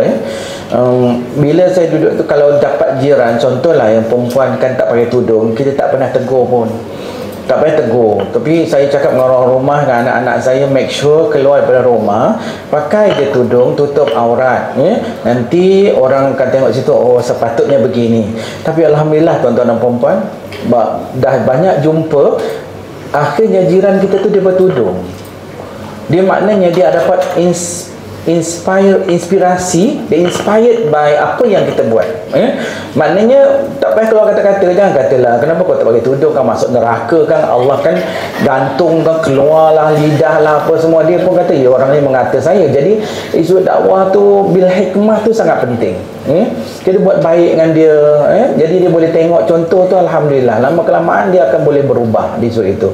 Itu satulah. Kalau kita boleh cakap pun boleh tegur, tapi dengan cara yang sangat lemah lembut, dengan penuh kehikmahnya, itu boleh mengubah situasi yang ada. Okey, dengan nasihat yang baik, cari perkataan-perkataan yang boleh maknanya sampai ke hati. Kalau dengan dialog, maknanya dialog yang terbaik. Kalau tak perlu berdialog, kita boleh stop terus. Saya kalau jumpa orang yang susah sangat kita nak berdialog dengan, jangan cuba sampai kita bergaduh. Tak apa, okey, you dengan pandangan you, tak apa, itu that is your opinion. Okey, kita dengan pendirian kita. Tapi anyway, sekiranya nanti ada apa-apa yang you nak jelaskan, kita boleh jelaskan apa yang ada dalam agama kita. So stop di situ. Tak perlu kita panjangkan lagi dan kita cuba cari sesuatu yang menyebabkan akhirnya jadi retak hubungan kita. InsyaAllah kalau lepas-lepas tu nanti kita akan tengok banyak perubahan demi perubahan yang berlaku. Okey, tak ada lagi ya? Okey, Datuk. Satu saja nak tanya, memudahkan untuk orang masuk Islam ni dalam kita punya ordinance Sarawak, nikmat dan sebagainya, kitab Islam, dia nak masuk Islam ni kena pendaftar kan, pendaftar mualaf. Bagaimana kalau tadi banyak nak masuk Islam ni, kadang untuk imam, kadang hakim, kadang macam-macam lah, kadang keluarga sendiri mengislamkan, tapi mereka ni tidak ada satu kuasa undang-undang. Apa kata kalau kita wujudkan pendorong pendaftar mualaf sebagai ejen kita, supaya dengan pendorong pendaftar ni kan selera rujuk. Okey. Okey, terima kasih Datuk. Dan kita sebenarnya memang dari sudut pendaftaran dia memang tetap pendaftar di Jabatan Agama lah. Cuma proses macam contoh orang hikmah, memang kita benarkan mereka mengislamkan. Cuma nanti pegawai ataupun dai hikmah tu yang akan bawa borang untuk daftar ke Jabatan Agama lah. Kita biasanya tak akan suruh lagi dia untuk melafazkan syahadah semula, tidak. Cuma daftar saja. Maknanya memang mereka boleh mengislamkan di luar, cuma mereka akan hantar borang itu, kalau daripada jauh dia akan hantar by post ataupun dengan orang hikmah datang, ataupun mana kalau perkim nak buat apa itu pun tak ada masalah. Maknanya dia akan hantar dan kita akan registerkan dan dia diberikan. Sekarang ini untuk memeluk Islam, kalau di Sarawak kita bagikan at least pertama sekali masuk Islam kita bagi RM1,000 Malaysia untuk dia membelikan peralatan-peralatan awal. Ini dia bukan untuk mengumpan, dia tidak. RM1,000 tu adalah untuk memberikan kepada mereka. Kadang-kadang dia terpaksa tinggalkan keluarga, dia nak beli alat dan sebagainya, RM1,000 Malaysia tu kita bagi. So kad dia, kita akan bagi kad sementara, surat sementara dia telah pun memeluk Islam. Anything happen dengan dia, tapi kad kita belum proses. Sebab kita ada syarat. Selepas dia memeluk Islam, syarat dia ialah dia mesti datang program khusus saudara kita, at least dalam 2 modul yang dia kena lalui. Jadi dalam itu dia akan datang khusus tu, dan baru kita dah habis tu baru kita bagi kad dia lah. Tapi surat sementara tu kita akan bagi awal dalam bentuk surat. Kad pengislaman kita bagi kemudian. So memang dah diamalkan Datuk dia punya tu. Cuma kita tidaklah buka kepada semua orang, kepada orang-orang NGO yang dilantik tadi tu. Kita tahulah dia tahu apa yang sepatutnya cerita.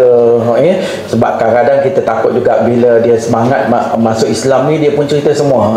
Semua sehingga dia confuse dalam konteks itu. Dan sekarang ini kita ada buat satu program baru yang kita perkenalkan. Sebab tadi tengok ya, kalau keluar Islam kita tak tahu ke mana. Setiap yang memeluk Islam sekarang kita buka kesukarelaan kepada orang Islam. Kita sebut dia lah program Nuqaba, macam nakib lah, Nuqaba. So Nuqaba ni seorang nakib boleh mengangkat 5 orang yang baru memeluk Islam kalau dia nak lah. So maknanya setiap nakib itu dia berregister dengan Jabatan Agama. Mereka akan, dulu kita bila masuk Islam kita bawa saksi. Saksi itu untuk saksi borang saja.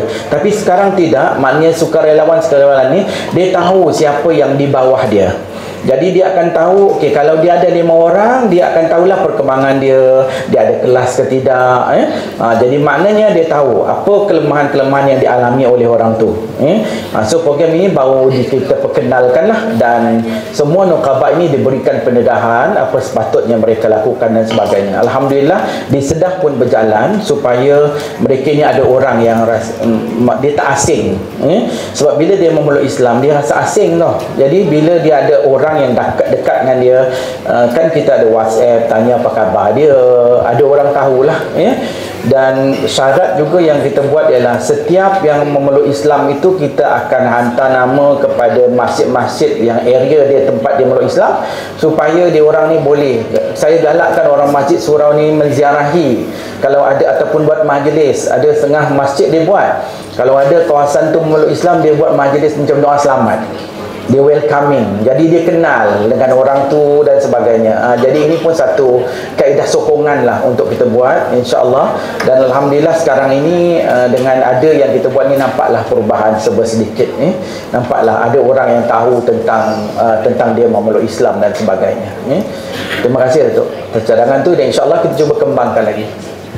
Okey, kita dah sampai penghujung, tepat jam 12 rasanya.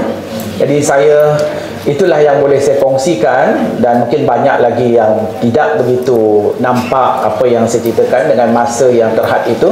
Dan terima kasih atas soalan-soalan yang dikemukakan. Satu yang baik, two-way communication, dapat memberikan input yang lebih jelas kepada saya dan juga kepada Tan Sri, Datuk-datuk, tuan-tuan dan puan-puan. Dan sekali lagi saya merakamkan terima kasih kepada pihak Perkim atas jemputan ini. Mohon keampunan pada Allah Subhanahu Wa Taala, dan minta maaflah dengan tuan-tuan dan puan-puan saudara-saudari. Terkasar bahasa tersilap itu ialah kelemahan hamba Allah Subhanahu Wa Taala. Saya sudahi dengan wabillahi taufiq wal hidayah. Wassalamualaikum warahmatullahi wabarakatuh.